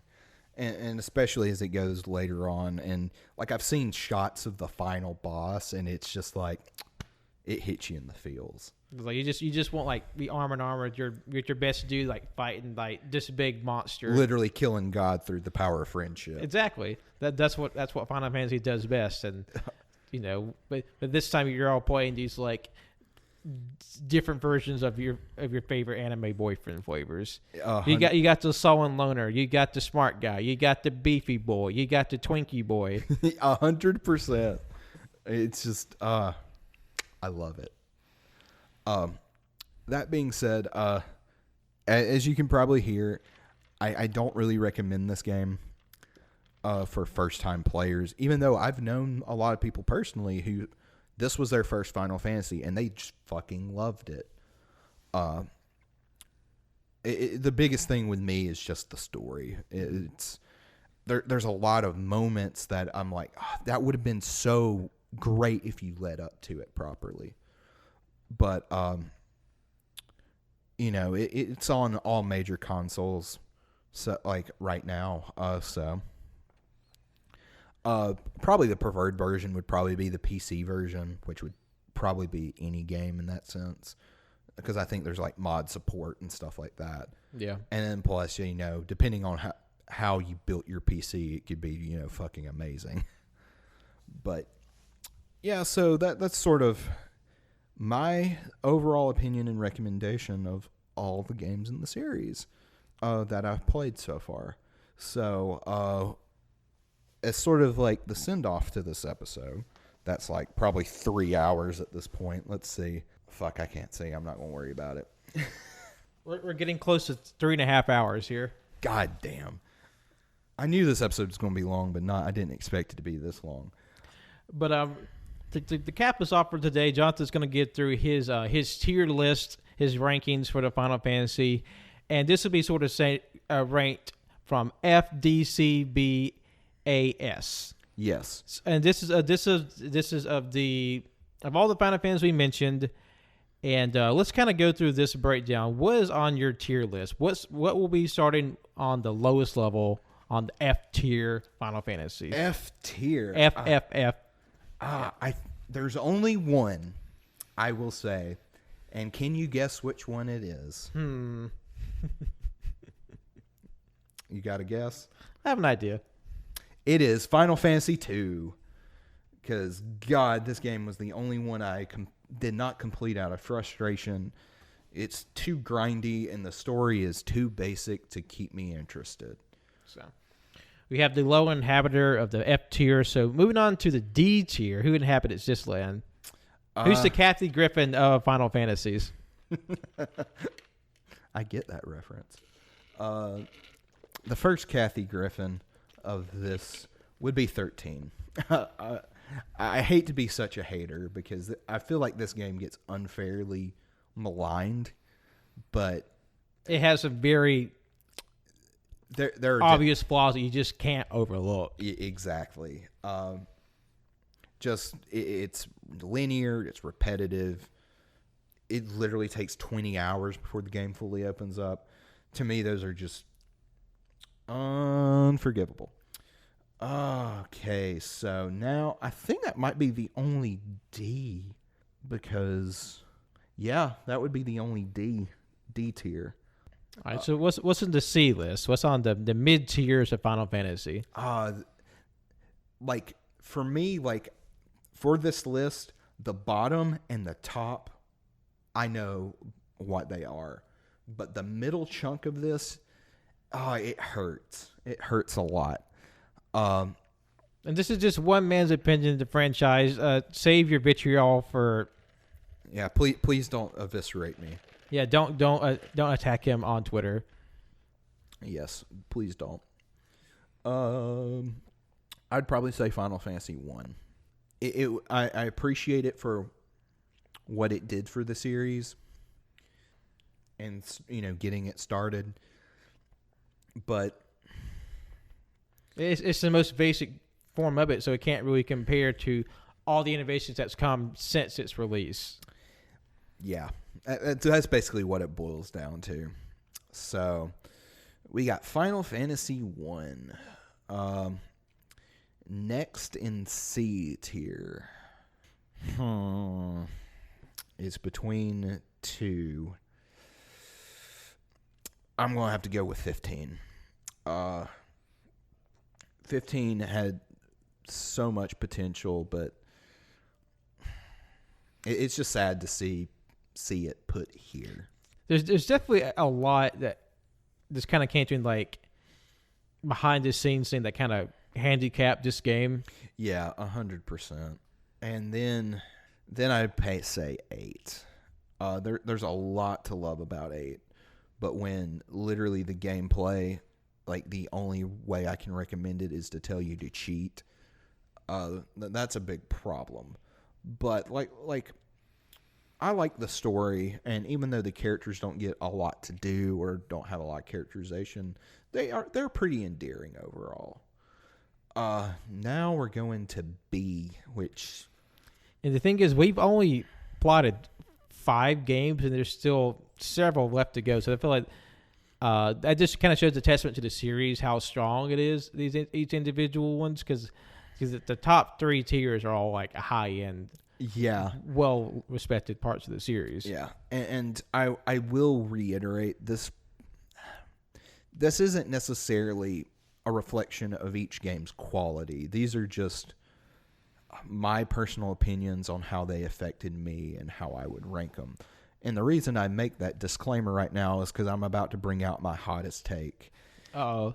9. 9's going on the B tier? 9's going on the B tier. I respect it. It just left... There was just a lot about that game, especially the latter half of the game, that left me cold. No, we'll see. I feel like in terms of like general consensus, like feelings I've sort of picked up from just like pop culture osmosis, that's a fairly generous take for 9. Because I feel like it's seems to be more to mid-lane to lower. What the impression for me, that's sort of the mainstream. The fandom, it's really high. It's like S rank for a lot of like most people. Mm-hmm. So like I said, that's why I say it's a hot take. And please don't get offended when I attack your favorite game. This is just sort of my opinion. Which I will say the B and C tier, they can change. A lot of these are interchangeable. And there's definitely like some fluidity between these sort of tiers. Yeah, and probably if I played 9 again, it would probably be higher because I've only played it once and it was a few years ago. So take that what you will. Oh, now this is fucking hard. Because it's always harder to rank the games that you don't have as strong as opinion for. Or feel like you have your ones that you know for a fact is going to be like top tier, and then sort of filling in the blanks is definitely the harder part. Yeah, and like the thing is like it's hard to put one above the other because I like these games for different reasons. As much as I hate to say it, I'd probably go with 12. 12 is now a member of the B tier. 12 is B tier. And it's just because the game is the game. There's a definite drop in quality towards the latter quarter of the game.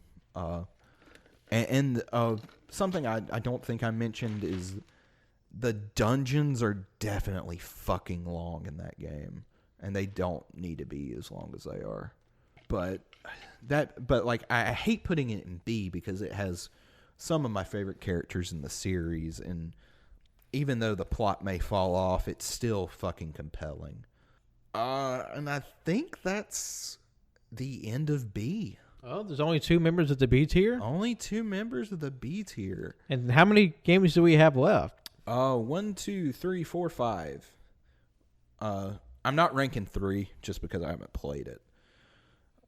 So 3 will say in the sort of like uncategorized tier. Yeah, the tier, like I'm on the tier list the tier maker website right now, and this list that I have, there's a bunch of games like 11, 14, After Years, 10-2, 10 like 13-2, like all the sequels and stuff, and they're going in the not available. This one's hard too. Because it definitely has to have like a certain pedigree to make the A tier. Yeah. These next 2, I'm going to say are equal. It just depends on what day you ask me. Today I'm feeling 10 is next. I know a lot of people will be like, "What? 10 is S tier," or like top of the A tier, but. Like I said, even though the game is more about the journey than the destination, to me the ending is weak. When Titus sort of hijacks it, it kind of gets on my nerves. But that's not to say. I mean, it's still A rank. That's still like it's still an extremely respectable entry in the Final Fantasy. It's at the top. 100%. And then the game that it's sort of tied with is 5.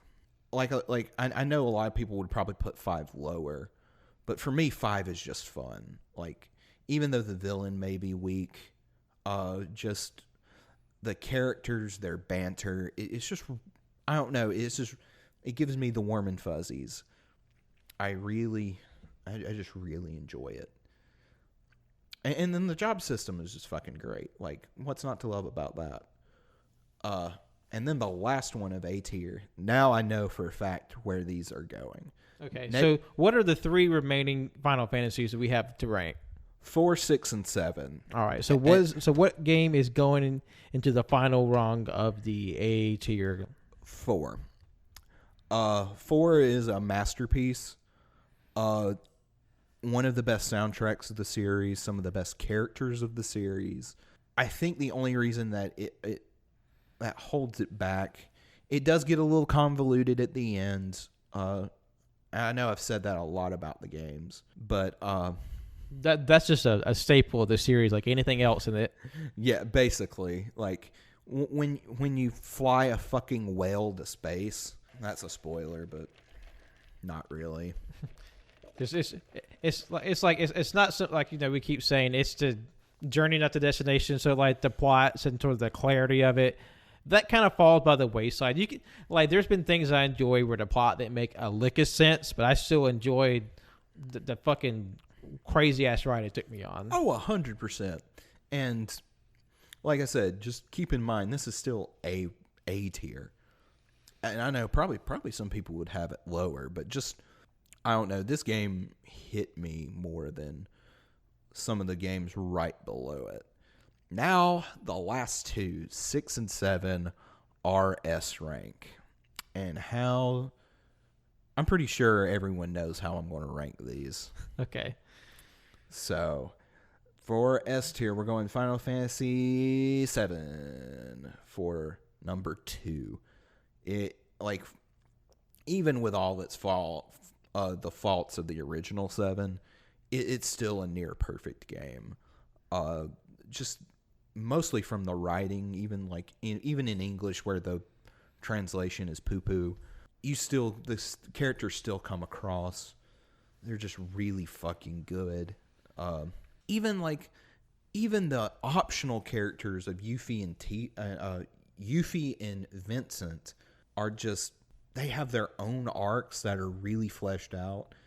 And I never play the game without getting them because they feel that essential. And then, of course, you know, by process of elimination, that leaves Final Fantasy VI. To me, this is almost a perfect game. It's just a fucking masterpiece. Definitely the best soundtrack to any of them. Like, I mean, I every day kind of just put this on shuffle. There's a lot of, and for a game that's 16-bit sprites, for a game that can make me fucking bawl my eyes out, 6 is, and like, I hate to say that because it sounds like, I hate to like oversell the game and then someone walks into it and it's like, well, it's not that good, but I don't know, just the You're only articulating how much it means to you. Yeah, and I think a lot of it just has to do with, I love the characters, and also too, like, just the themes of this game really resonate with me. It's very much a game about finding your own meaning in life and finding what's important to you. And while that may not be novel, but at the same time, for some reason, this game, it just really affected me emotionally. And yeah, that's Final Fantasy. We have the Jonathan ranking. So let's go through this ranking all together now that we have all the pieces in place. What's on the F tier? The F tier, we got Final Fantasy 2. D tier? 13. C tier? From sort of ranking them least to best out of this tier, 1, 15, and 8. B tier? 9 and 12. A tier? 10, 5, and 4. And the creme de la creme, the top of the top, S tier Final Fantasies. 7 and 6. All right, that is the definitive Jonathan ranking.